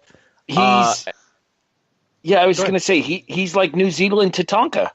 Exactly. Except, that's totally angry. Cool, though. I mean, they're trying to run, New Zealand and Australia. You got a crop of New Zealanders in there, so get all tribal. You might get some people very happy with that. All right, this might seem kind of inside baseball to ask, so I'm going to tread lightly here. They talked about the fact that when Kota Ibushi came back to New Japan, he did the Tiger Mask W thing. Correct. I know ACH was doing a Tiger Mask thing for a while in New Japan as well. Do we know who the current Tiger Mask is? That's the same believe Tiger so. Mask it's Tiger Mask 4 still, right? This is still Tiger Mask 4, Yeah. whose age is quickly cutting up with him. His name is Yoshihiro Yamazaki. Okay, because I was curious about that myself. Like, when I do the Wrestle Kingdom review for the Rambo, I just mentioned a couple of the people that stood out to me for various reasons here, and I mentioned the fact that the Tiger Mask gimmick is one of legendary lore in New Japan, and that I knew that Ibushi and ACH were doing stuff with it, but I didn't know who was currently portraying it. Well, see, Ibushi was doing a different one because of the anime. Right, Tiger Mask W. He did like Tiger Mask W, right? And then whatever happened with the ACH thing? Did that ever end up going anywhere?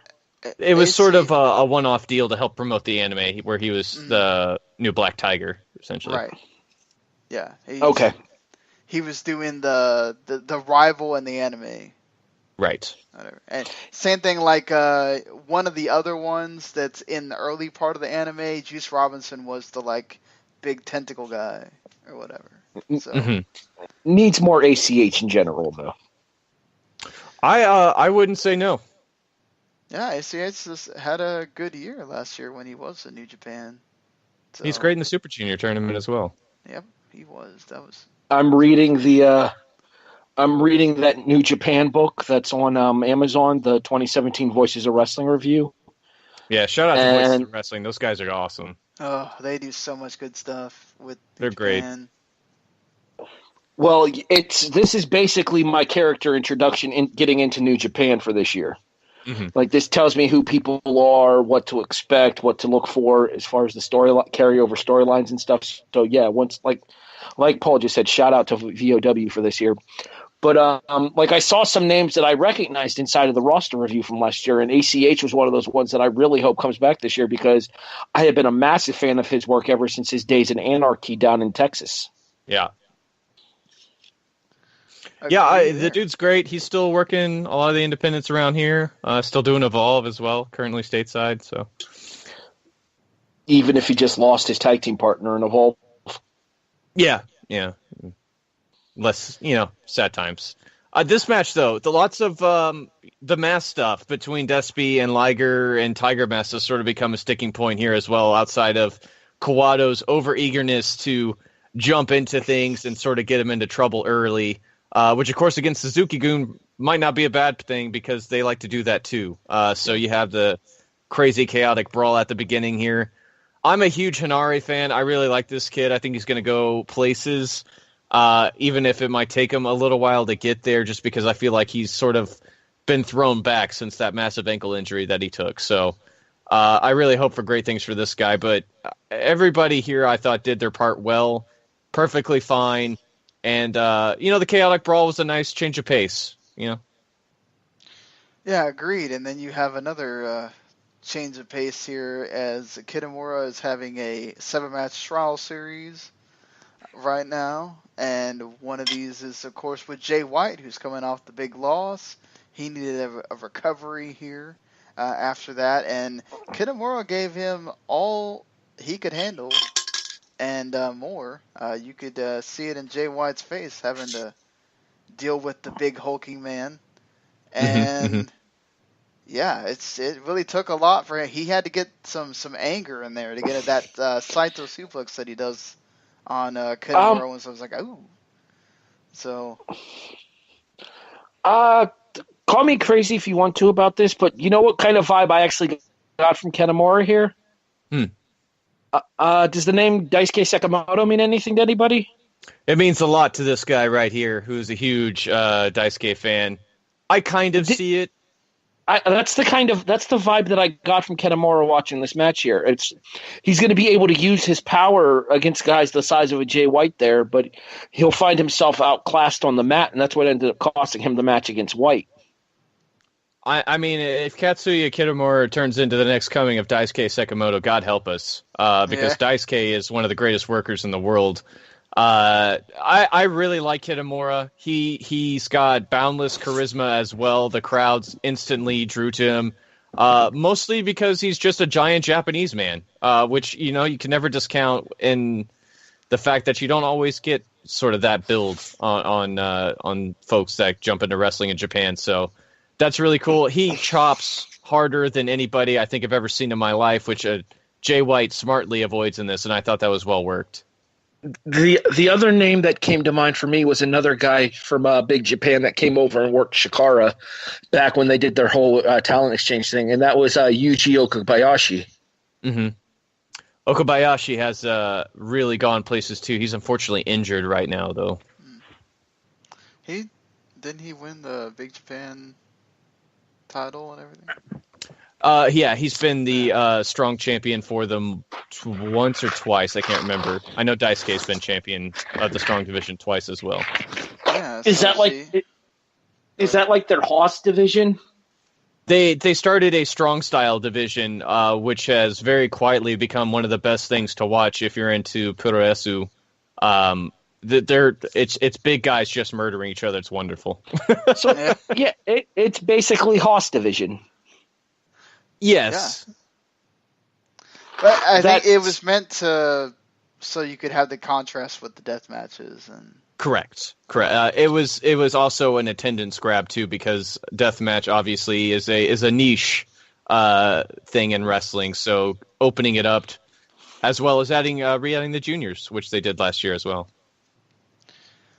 Well, moving on, we finally get a match that does not involve, even though these guys are former Young Lions, involve current Young Lion Croft in some form. The Elite taking on Shoyo and Cheeseburger. The crowd was really having some fun with the Cheeseburger. They love that man. I'm sure he enjoys coming to Kurikan every time because I'm just shocked every time Cheeseburger comes out in Japan how over this guy is there. Yeah. It's insane. And then if you put Liger in the same match with him, oh Lord. Oh. He is the Spike Dudley of New Japan. What the hell? He's a Spike Dudley of Ring of Honor. I don't know how he got so over, but I love this man. I don't know what it is. And this match worked great though because they played off the back injuries, and it was almost like watching a comedy fest going on. Yeah, with these guys. Of course, Kenny is also all beat up and so on the no DQ aspect of the match last night as well. Yeah, this was definitely a take it easy night for these guys here. But the story that they told during the course of it, specifically with the Yo going for the body slam on Matt Jackson, collapsing under the weight, and then Matt rolling off, selling his back, and you can hear the crowd laughing as they're selling the respective back injuries. And then, obviously, my favorite part of the entire match was Cheeseburger eating the triple super kick when he thought he was about to fire up on Omega. I mean, I think a small part of Cheeseburger died this morning in Kurikan Hall because that was absolutely brutal. He got the soul kicked straight out of him there. He did. He sure did. Poor guy. But he came back and pulled a Kojima on everybody, too. Mm-hmm. That was great. Love that. And then I think my part, too, because remember, Yo comes out like all on fire or whatever, and the fact that like Matt has to tell him like, hey, dude, remember you got hurt, too. Your back is hurting. And like then he's like, oh yeah, let me just it's like, oh, it's so great. Like this is probably gonna just be stupid for some people and whatever, but if you're just this is why I think like I can't wait till like Gary he's gonna have like a big ball with this because this is like right up his this is like watching a silent film wrestling match sometimes. Just the mannerisms and everything else is great. Can I also give credit to Nick Jackson at the very start of the match, where they do the bit where Jackson goes down selling the knee, and then he crawls over to the corner, and Omega and Matt are both like, "No, you're good, and they drop off the apron. Yeah. I even loved the opening thing where the Young Bucks, of course, are doing their little bend over flex thing, and Matt can't do it because his back hurts too much. Yeah. Like, it's so great the whole way through. Such a wonderful, a great contrast to the Yano comedy. This was much more thought out. Yeah. stuff. And then you have a Bullet Club and Taguchi Japan. This was good. Yeah, I didn't think it was anything like overly just out of this world or whatever, but it was a good, like, okay, we're back to wrestling now sort of thing. The post match is the big talking point here, so let's go ahead and add that in too. Yeah, I do want to just give a quick shout out to Coda for becoming an honorary member of Taguchi Japan there for a few seconds. The little hip swivel hip attack thing kind of made me chuckle.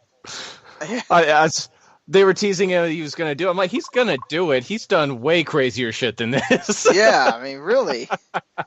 I mean, if a hip attack is all I have to do to get over, then so be it. So yeah, I mean, I've wrestled blown up dolls. Let's go, guys. So I've taken Canadian destroyers from blow up dolls. Oh, God. I've wrestled in pools. Why not? Yes. Lakes, amusement parks, office buildings. What has he not wrestled in? That's the biggest question of all. So after the match, I think this is the biggest part of this whole thing is Cody had made Finlay tap out, and he goes and just starts wailing on Ibushi, of course, after the match from Wrestle Kingdom, and he's going to go and grab a chair, and like he's going to hit Ibushi, and Kenny Omega comes out to make the save. Oh, Kenny is saving his friend, and this gets Cody hot. They're pushing and shoving and hitting each other, and Bullet Club has to keep getting involved, and you're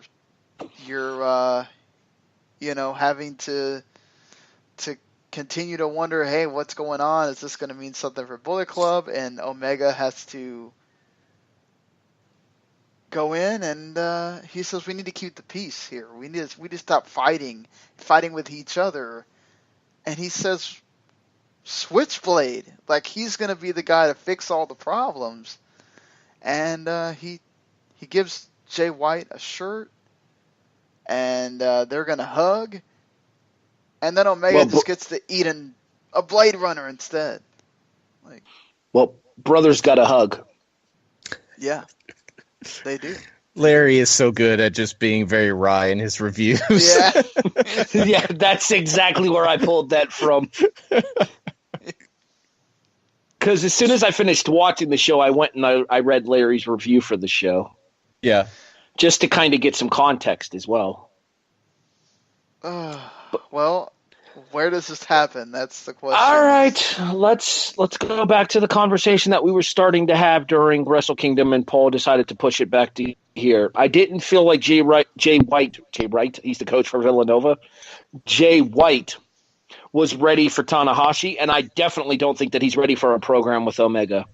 Omega is, in my opinion, probably the second or third guy in New Japan right now, whereas Jay White is just now coming out of Young Lion status. All right, but go ahead. What I'll say is that U.S. title, I don't see it yet for him. That's fine. But we got to remember Omega has the U.S. title. And he already had a match where basically he's kind of doing a similar thing he did with Beretta. Where the match of Beretta was about trying to prove that Beretta is going to be a heavyweight. Well, welcome to New Japan, Jay White. I really enjoyed this segment top to bottom. The Cody Kenny stuff clearly has not gone away, which I greatly appreciate because that sort of got downplayed near the end of last year. Kenny making the save got one of the biggest pops I might have heard in my lifetime. That crowd absolutely exploded. They want to see Kenny and Coda in any fashion together, no matter where you do it. But I think they're going to bring it stateside, which has me pretty excited. But this was great. I love this. I think Jay White really needed this too. It was he got back on track with the win against Kitamura. I thought this was great too. He's out to prove that he can do it by himself. He don't need no stupid groups or stables or anything like that. He's a switchblade. I don't know if he's got a chance of beating Kenny, But I think these two can have one heck of a match, and I absolutely think this could be what finally gets the Blade Runner character going, which I think is maybe more important in hindsight than winning the title. Yeah, because there's a guy that's going to get your character over, or you're going to be able to really grow your character or show what that is. It's against a guy with Kenny Omega that will sell you blinking. So, I think that's gonna work wonders for Jay White. He's not gonna have to do a lot for Kenny Omega to make it work. Right. Okay, but the issue that I have with that is that you have the guy who loses the IC title match at Wrestle Kingdom immediately being programmed into a feud with the U.S. champion. In a company where wins and losses allegedly matter, that doesn't make sense to me. Well, you have that in another title situation as well. So Right. To me, this is sort of difficult, too, because we don't really know where the U.S. title is as far as the sort of pecking order is, right? Because it's still so new. It hasn't even been around a year yet. Kenny's still your first champion, and he's had a lot of great matches, but if he wasn't wrestling Jericho, I highly doubt it would have co-main evented on Wrestle Kingdom, right? So it's difficult to really peg where this is. I would definitely say it's probably worth more than the Never Openweight title. I don't know if it's worth more than the IC title, though, especially because the IC title for so long has been treated as 1A. It's almost at that same level. Especially now that it looks all shiny. Right, and of course Tanahashi toting it around is doing it some favors too, but...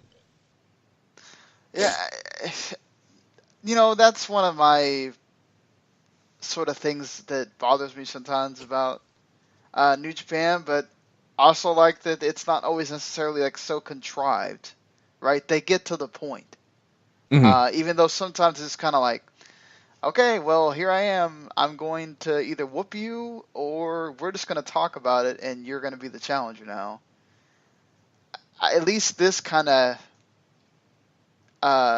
sort of, well, he got attacked when Kenny Omega's trying to do something nice. I'd be kind of angry at this point. This kind of comes out of nowhere. I don't think it's so... Like the one with Suzuki, that one's kind of more where you're going at, where that's more of a bother because he did lose. Whereas this one's sort of... That's not what we're angling for here. Jay White came out to what Kenny Omega's thinking is, okay, well, yeah, he's going to join Bullet Club. Why not? Bullet Club's huge. You get a rub just being in this group. And Jay White says, oh, well, screw you. No, I'm not. And so it's like, well, what do you expect this to... It's going to go to being a U.S. title match. I think a lot of the storyline implications for both Switchblade and the IC title situation that we'll talk about here in a second is also probably the overriding factor here, and that, for one, we're still learning what the Switchblade character is. I think that's very much the point here. To me, in the next situation, I feel like the title's almost secondary to what Suzuki's out to prove at times. Yeah, Suzuki's he's obviously walks on his own time, so you never really know what that man is thinking. Well, as Paul said earlier, he is Satan. He is Satan. That is true. It's totally fine. You need one of those in your... You do. My curiosity might be the would be ultimate Satan, but I want to give Larry credit for something else that he said in his review here, in the fact that maybe the Switchblade character is kind of going to Jay White's head a little bit, in that he feels like he doesn't need the Bullet Club to stand out now that he has the new character. It's possible, as Sean mentioned earlier, some of these characters, they take a while to catch on, Evil being the most recent example, but when they do, it works out very well, as Evil has very much shot up the card pretty quickly since the character sort of caught traction at the end of 2016, or beginning of 2016 probably more likely, but, it's been a really enjoyable run to watch him grow. I think Jay White will get there too.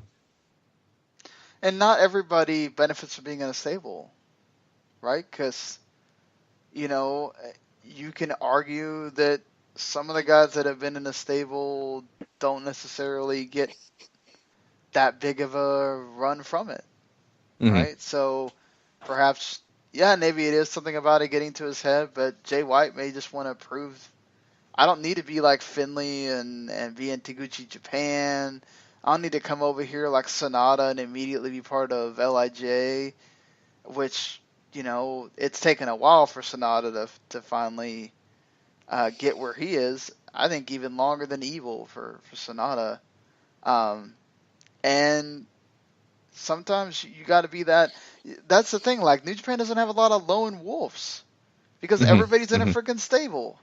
Right. So this actually sort of works in that way, that you don't have a guy that's immediately willing to just go, oh, let me join this thing, right? Because like even Ospreay came and before he even stepped foot in New Japan, he was in Chaos.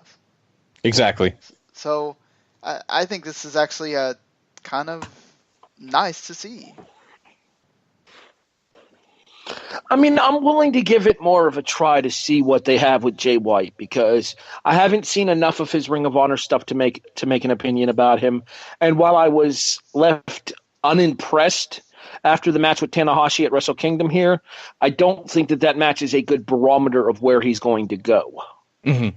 So I'm willing to give Jay White the opportunity to prove me wrong. But as of right now, I would say that I would consider myself significantly less than impressed.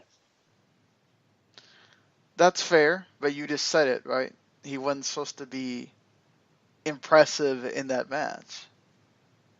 That was Tanahashi whooping him.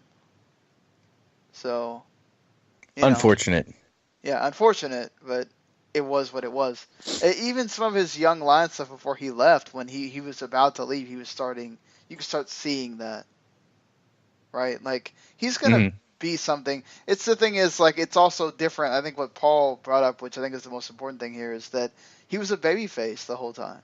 The fans were behind him. They were starting to, there was starting to be a support for Jay White. He had like banners in Kurikan and stuff like that, and he's a heel. So that's a whole different ball game, as we all know, of working. Yeah. So never 6-man title match, just like we figured, Paul, because this happens all the time. That it doesn't matter what happens at Wrestle Kingdom with these titles, because the next night another team has them, and that's what happens. Bullet Club winds up beating Chaos here. It's a good match. Beretta takes the pin, which is interesting considering you disappointing. Agreed there. Still enjoyed it. Tonga got to look good here, which I always appreciate, because the man does not. He gets less love than he deserves. It's true. Which one of them is the really sweary one? That would be Boa. Ouch. How can you tell the difference? They all swear a lot. Yeah. The one that isn't Camacho. Okay, that's Tama Tonga. Yes. Okay. Good grief. Maybe tone it down just a little bit. I mean, Jesus. Dude, go watch Different the country 3-8 last year at Wrestle Kingdom, man. Yeah. Oh my God. Oh, it's I constant. think I'm pretty sure that's the promo that Cordell just posted in the W2M group. No, it was funny because like that's the way Makabe had to learn to talk to them in English, was cursing at them. Yeah. It's great. It's like, oh, I finally figured out how to communicate with you. I don't know. Other than the Beretta thing, like, this is the never open weight 6-man titles. I mean, this happens. Right. It's like, I mean, this is well worked, I think, for what it is. I think God and Fale work very well together. I think the same with the other side, too. And honestly, I think this is just sort of setup that might see Chaos chase the 6-man titles with some form of Beretta and the rest of the group sort of going after him. Yeah, it's weird to me so much how they protect Yano. And he's the guy that... He's a comedy wrestler, but he's so protected. That's crazy. Yeah. Yeah. I mean, I don't get it either, but he sells merch. I mean... Yeah, he's the number one producer for a reason, right? Like, it's his gimmick, right? I mean, he sells stuff. Yeah. As long as he's not back bumping on the concrete, I guess we're okay. Yeah. But I think moving on from that one, you had a nice the ending of Hanson and Rowe in New Japan. What you expect is the rumors are flying and pretty much confirmed that they are NXT bound. So Tanahashi, Elgin, Hanson, and Rowe taking on the big time members of Suzuki-gun, CSJ, Archer, and Harry Smith, and of course Suzuki. This is more also about after the match too, but I thought once again War Machine and Killer Elite Squad got to have some cool moments in here. Mm-hmm. I think they went out there and crushed it. I thought ZSJ looked really good in this as well.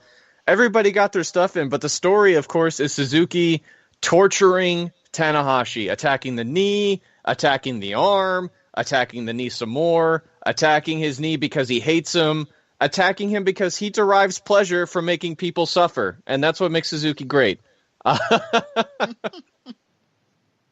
Again, Satan.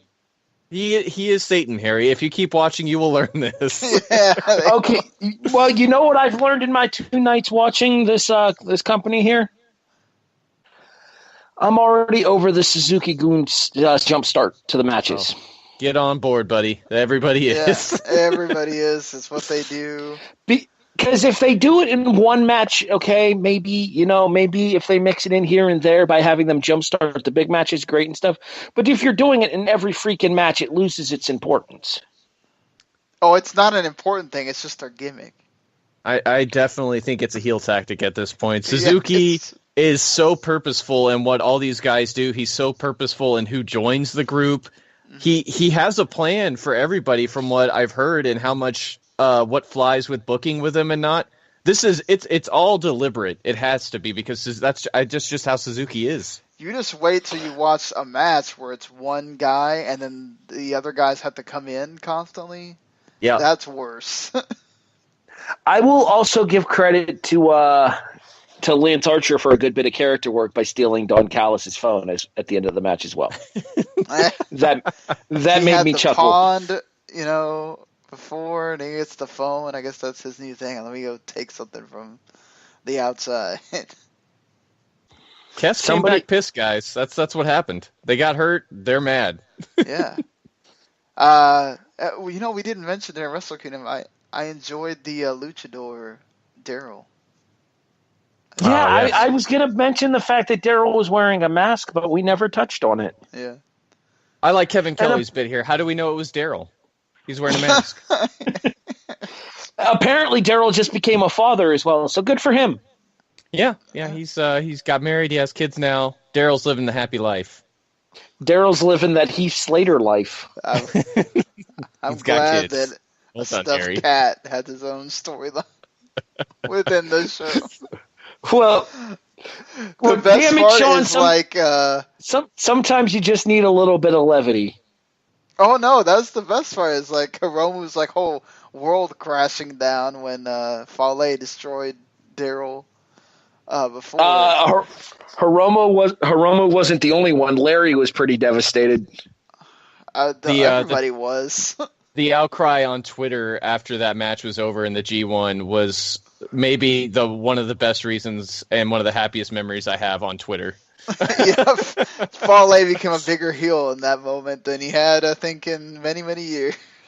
The world was against him, and he ate it up. It was the WWE equivalent of Jericho destroying Mitch the Plant.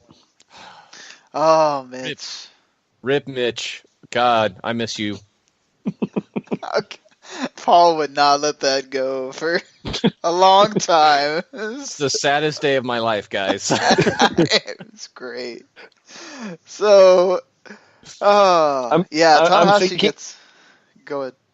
I'm thinking about making a donation to UNICEF in Mitch's honor. That's sweet. I'm sure they will totally appreciate that. Look, I'm never going to complain about a Tanahashi-Suzuki match, so if they make that work, I'm down for that. Okay, but this falls into the same line of thinking for me as we talked about earlier with the Jay White thing.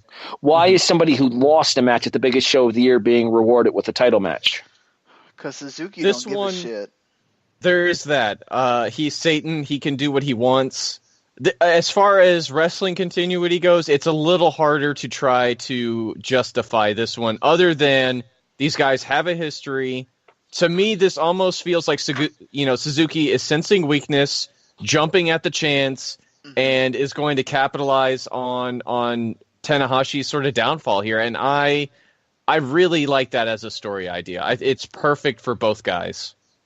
That's what he's done like the whole time since he's come back. Like he thought that Okada was the guy to go get when he first got there, and he almost got it.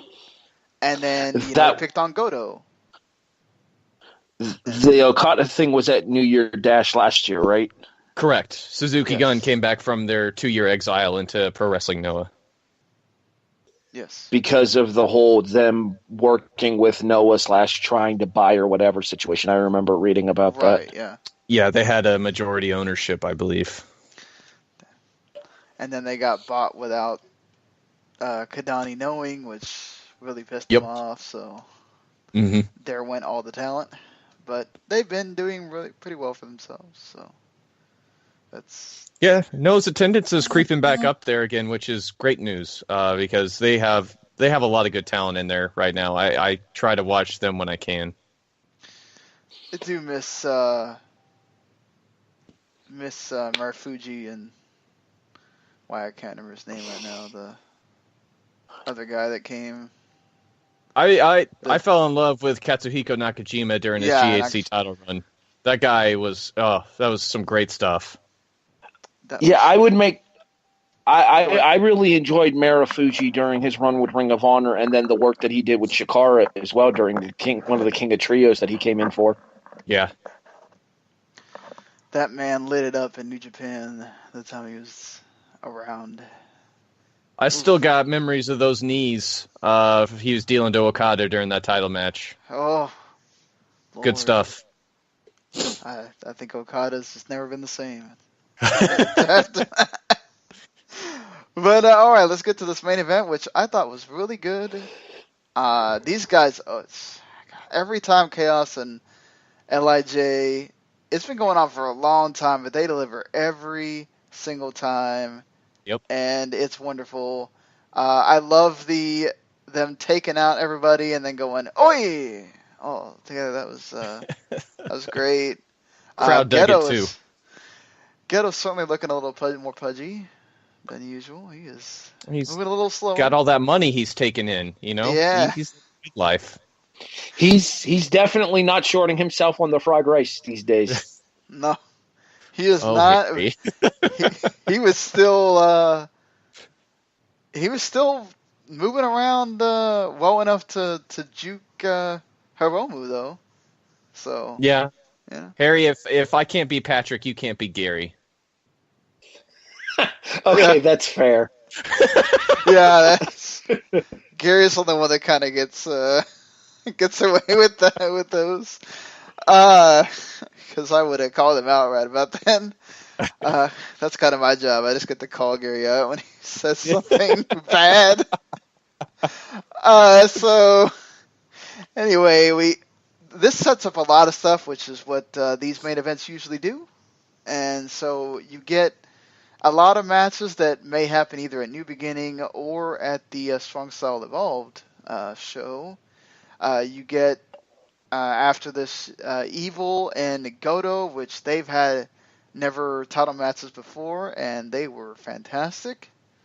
So anytime those two get the hookup, I'm all for that. And you get Ospreay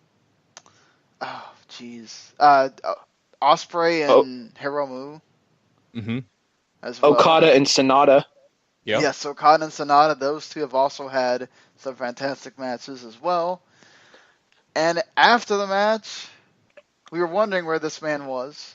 He was just biding his time, waiting until the end of the show for that exact moment to go attack Naito. Chris Jericho. It was probably one of the weakest beatdowns I think I've seen in a long time. But Well, it wasn't He could have really a farted on beatdown, Naito. though. That crowd popped like nobody's Yeah, no, business. I agree. Yeah. I agree. I But was going to say, I don't think it was so much a beatdown as it was meant to set the stage for what was to come there, because almost immediately after the Jericho attack in the quarter, Naito came firing right back.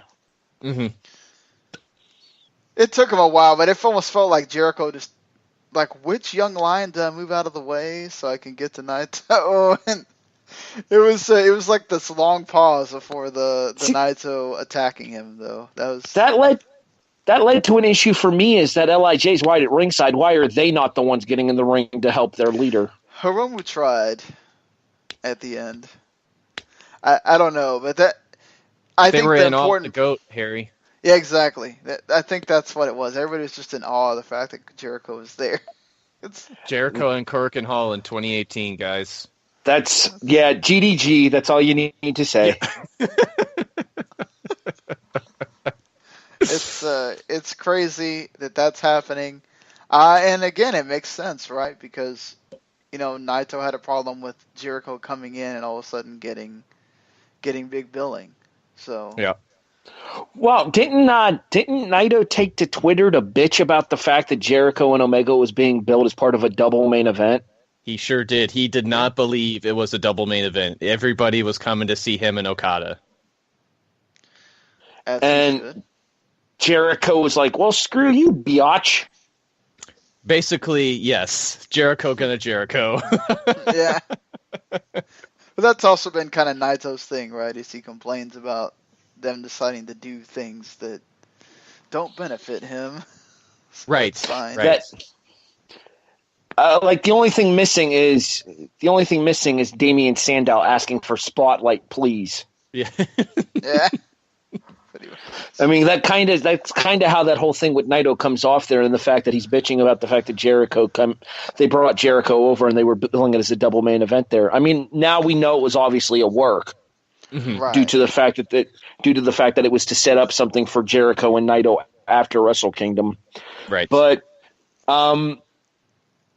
you would think that from a business perspective, though, Naito would be all for it, at least from a shoot perspective rather than from a work perspective here, because of the fact that apparently I saw a stat on the blog of Doom, and I won't say his name because Sean yells when I do, that apparently between January 1st and January 4th, there were 20,000 new subscriptions to New Japan World in order to watch the 1/4 Tokyo Dome show. That's awesome. really good. How many of them stay afterwards is the important part, because it's just like WrestleMania. I'm sure there will be. This is true. The network does get that WrestleMania bump. Mm-hmm. So, New Japan also gets it during the G1. They get a big bump, and then it's who stays after that. So, I mean, we'll see. But I thought this show was pretty good as far as setting up what you want for the foreseeable future. They have 3 shows, obviously, that they're trying to set up, not just the regular 2. So there's also that as well. Do you think they do Jericho and Naito at New Beginning in Osaka? I wouldn't be surprised to see Jericho Naito at Strong Style Evolved. I wouldn't be surprised if they do it there. I also wouldn't be surprised if they hold it out all the way to April in Sakura Genesis at Ryogoku. I would think it would either be... Well, they're also trying to set up because they have the anniversary show, right, for the Strong Style Evolved? Well, wouldn't that also depend on Fozzie's touring schedule? Like, when's Sakura Genesis? What day?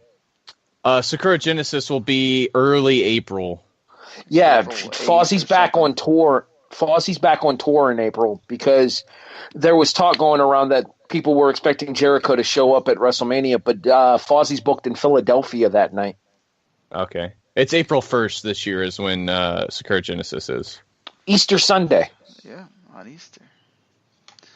I think it would be cool to see a New Beginning, just because you could say he got to do another New Japan show in Japan. Mm-hmm. But I could also see them trying to... I mean, using Jericho to make sure that you sell at that place is not bad for the Strong Style Evolved either. Yeah, I mean, that's an easy way to sell the 6,000 or so seats they're going to have there. I like the other matches they set up in this, too. I don't want to short sell those. Evil Godo is always great. I really liked how they sort of set up Sonata maybe challenging for Okada, with Naito just sort of throwing Okada away like he's not good enough anymore, which is wonderful. Or also just, like, kind of saying, all right, I'm going to give, Sonata, here you go. Yeah, give the younger brother, in a sense, the spotlight. Yeah, I don't think I like I said when we were discussing the tail end of Wrestle Kingdom. I don't think we've seen the end of Naito and Okada for this calendar year. I think it's something they probably go back to closer to like Dominion. Very possible. I don't know, because they were pretty quick last year to capitalize on making trilogies out of everything, and I don't know if they're going to go that direction again, since Gedo doesn't like to repeat things in a year, back-to-back year stuff. So they might leave it alone for a little bit. Who knows? Very true. I saw something else about the Naito thing that I want to talk to you guys off air about, because I want to get your opinion on it, but it's not canon to what we've already discussed already, since we're about to wrap this up. Okay. Well, let's do that, shall we? I think like 7.5, 8 is a pretty good barometer for this show. If you're just going on wrestling, maybe it's a little less. But yeah, I think if you put in everything with the wrestling. Yeah, I'm a little bit on the lower end of that. I think I'm at a 7, but at the same time, that's still an impressive score for a new fan. You're not watching New Year's Dash or New Year Dash or whatever you want to call it for the wrestling, right? It's the night after the biggest show. They're taking a break, and even then, you still got some pretty good wrestling out of the deal. You watch it for the angles, for the moments it's setting up for the beginning of the year. And I think on that note, they definitely hit a lot of boxes. And you could tell the crowd was basically into all the big stuff that you were hoping for. Coda, Kenny, Cody, all that stuff was wonderful. LIJ and Chaos still going at it. Suzuki going targeting Tanahashi. Checks all the marks. I think this was a really solid show. I'm going to go 7.5. Yeah, that's where I was going as well. 7.5 is you add in the Jericho attacking Naito. Actually, I'm gonna go an 8 because I really, really enjoyed that Young Bucks and Cheeseburger and all that as well. I think that deserves some fun for them. Really, just let's really go off of what happened yesterday and go for it. Not to mention, you got to see both sides of Kenny Omega tonight. You got to see that glorious, fun-loving, good time having, how do I put this politely here, schmuck that we've grown accustomed to. Mm-hmm. And then later on, when he came back out to save Coda, you got to see the much more serious, cleaner Kenny Omega. Yeah, very true. Yeah, I like that he changed it from the multicolored pants to now he wears the hoodie or whatever when he's not being serious. Mm-hmm. So, good way to change it up there, Kenny. So, yeah, that's going to do it for us talking New Japan. Oh, my Lord. We talked about it for 2 hours. So, quick question before we wrap up officially here. Okay. As somebody who does not know the schedule here, and I missed the date on Wrestle Kingdom, I know they aired it. What are the dates for New Beginning? So the calendar in January, they'll take a break for a week now. They'll come back with the Fantastica Mania tour with CMLL, which is going to last. I think they're doing 8 shows this year, which the last 3 are going to be on New Japan World, which are always a bit of fun, sort of a wind-down thing. I believe the first 2 New Beginning shows in Sapporo are on the weekend of the 27th. So Royal Rumble weekend. I think so. All right. Well, the reason I ask is because I kind of talked to Sean about this before we started the show here, and he told me that the Fantastica Mania shows weren't canon to the New Japan product, so I don't really have to worry about those. And like I've talked about before when I filled in with you guys on Wrestling to the Max here, I won't do shows without English commentary for New Japan. So that means my opportunity to watch Fantastica Mania is completely out the door because Kevin Kelly and Don Callis aren't doing that show. Correct. They won't be back until the New Beginning stuff. So that's why I was asking when those next ones were. That way I knew when the next shows to look forward to watching were, as far as the whole canon of the New Japan storyline year goes. Mm-hmm. Okay, thank you for the information. I appreciate it. Yeah, of course. Yeah, those are English commentary shows. It's also, this is kind of the earliest they've done them too. Normally they do those all of the New Beginning is usually in February. So From the looks of it, to me, they're running more shows this year in 2018. Hey, more product for us to talk about. Exactly. I feel like I remember them having New Beginning shows back on my birthday and a couple of years prior, which it falls in the middle of February. Mm-hmm. Yeah. They would have one, and then they'd have another one like the week after, whatever. So, yeah, you do have the Fantastica Manias are the 19th, 21st, and 22nd. Those are all from Kurikan Hall. And you can watch those live on New Japan World, or you can watch them later. And then the 27th and 28th, they're doing the New Beginning in Sapporo. And then they'll do the New Beginning in Osaka later. Right. Will Strong Style Evolve to be broadcast? That'll be Access, right? It should be live on Access. I also think New Japan World gets it on delay. I was going to say I don't get Access TV over here, so it's part of a digital tier that I don't have for my cable package. Lucky you, I don't even have it. I have to go. I think I'm out of the getting free Sling TVs, so I'll have to figure out something. I'll have to wait till it shows up on New Japan World, probably. Access is on Sling, so if you feel like forking out the money for that for a month or so, you can do a free trial too, Harry. Just do it like a couple of days before, and then cancel it right after. Yeah. I also want to say Access TV is on YouTube TV as well. You might need to check that though. Well, that would mean having to sign up for YouTube Red, which I'm not sure I want to do. So YouTube TV and YouTube Red are separate subscriptions. Yeah. They are? I think they might also have a free trial on that too. All right, I'll look into it. Worst case scenario, I mean, there are alternative methods that I'd rather not discuss on air. Yeah, of course. All true. All right. So, yeah, lots to look forward to. Now it seems like New Japan's going to do more this year. So if you're a big New Japan fan, I would recommend, of course, the Voices of Wrestling ebook. Even if you watched all of last year, they have essays and even poems and match reviews. Everything is in that book. It's $5 on Amazon. You can go on PayHip, I think, and also not pay anything. But it's worth the $5. It is huge. It's all digital. It's over 700 pages. Yeah, and it has great art in it too this year. That's something different than they have in the past. That the Omega Terminator illustration right towards the beginning of the book is gorgeous. It's art submitted from various people, and it's very well done. I'll also give a shout out to a couple of people. One of these people are folks are friends of ours. The New Japan Purocast is probably the best New Japan podcast. They do it weekly. They talk about New Japan.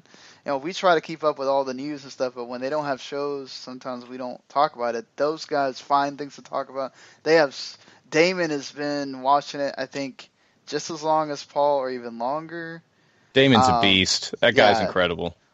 And Colin is great in his own right as well. And, of course, also the Voice of Wrestling flagship. Joe Lanza is a bit of a, like listening to sports talk radio. But that dude is on when he's on, and he knows his shit, and so does Rich Craich. Both those guys are great.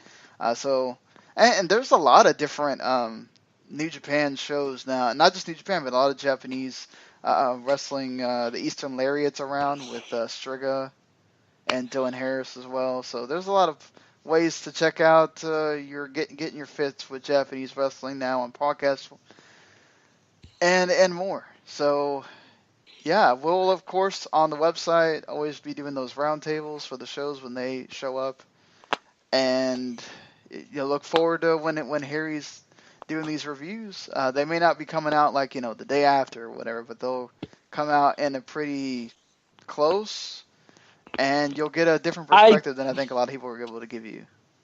Ideally within a week. That's fine, because you're still. It's not like a straight review like Larry's. So no, it's not going to be I'm not going to sit there and play-by-play break down everything here. Like I said, all right, I'm going to go ahead and give a little bit of a teaser here for it since Sean mentioned it, and I appreciate that here. Sean and I talked about this. Paul, actually, I had the original idea, and Paul and I talked about this, but Sean and I kind of finalized the details for this earlier today. We're going to call it The Outside Looking In, a casual fan's perspective into New Japan. And it's going to be a series of articles about the various shows and stuff there. The first one is obviously called Episode 1, Wrestle Kingdom 12. And then it's going to just be me giving kind of a stream of consciousness, thoughts, and opinions on what happens on these various shows here, looking at it from a more casual fan's perspective than the guys here on Wrestling to the Max would look at these shows, looking at it from a more casual perspective than a guy like Larry would look at it from his perspective of watching all the New Japan shows and covering them all for 411, or like Sean, Paul, and Gary do for Wrestling to the Max here. This is my opportunity to explore more content in the regards to the world of professional wrestling for 2018. And one of the things that I've been saying for years is that I want to give New Japan a chance. I just, for various reasons, haven't been able to, do not wish to. I'll be entirely honest with you all right now. Chris Jericho is the reason this column is going to exist. Hey. Chris Jericho is my favorite wrestler. Chris Jericho has been my favorite wrestler since I got back into wrestling when I was 17 years old. He is the reason that this column exists, because he is the reason that I decided to watch Wrestle Kingdom all the way through. You're not the only one. So, mission accomplished on his end. And good on New Japan for obviously being smart and putting him into that match with Kenny Omega. And, go ahead. Can I get one more quick plug in here? Yeah. Go for it, dude. All right, cool. Be prepared to listen to me talk Eric Watkins once Buffalo beats Jacksonville this Sunday. Check out the kickoff, episode 19, Wednesday night here on the W2M Network. On a totally unrelated note, yeah, that's why you need to check out W2M Network. You get to hear Harry a lot more on the whole network. So it's gonna be a good game. Hopefully, we're hoping Shady can play. We'll see what happens. And just to give the plug, if you could be just like Harry and also go join our website, w2net.com, hit that Write For Us link, send an email if you're interested in writing about whatever it is wrestling-wise, or there's other types of content there. It doesn't take much. You have a great idea like Harry's, you can wind up on the site and get great promotion for yourself and to help us out as well. So anyway, we'll be back on the regular Tuesday morning edition of Wrestling to the Max with Gary. I'm sure he will give some thoughts on New Year Dash, and we'll talk some ROH TV and everything else that's been going on in wrestling since this show here. And yeah, we'll see you later, everybody.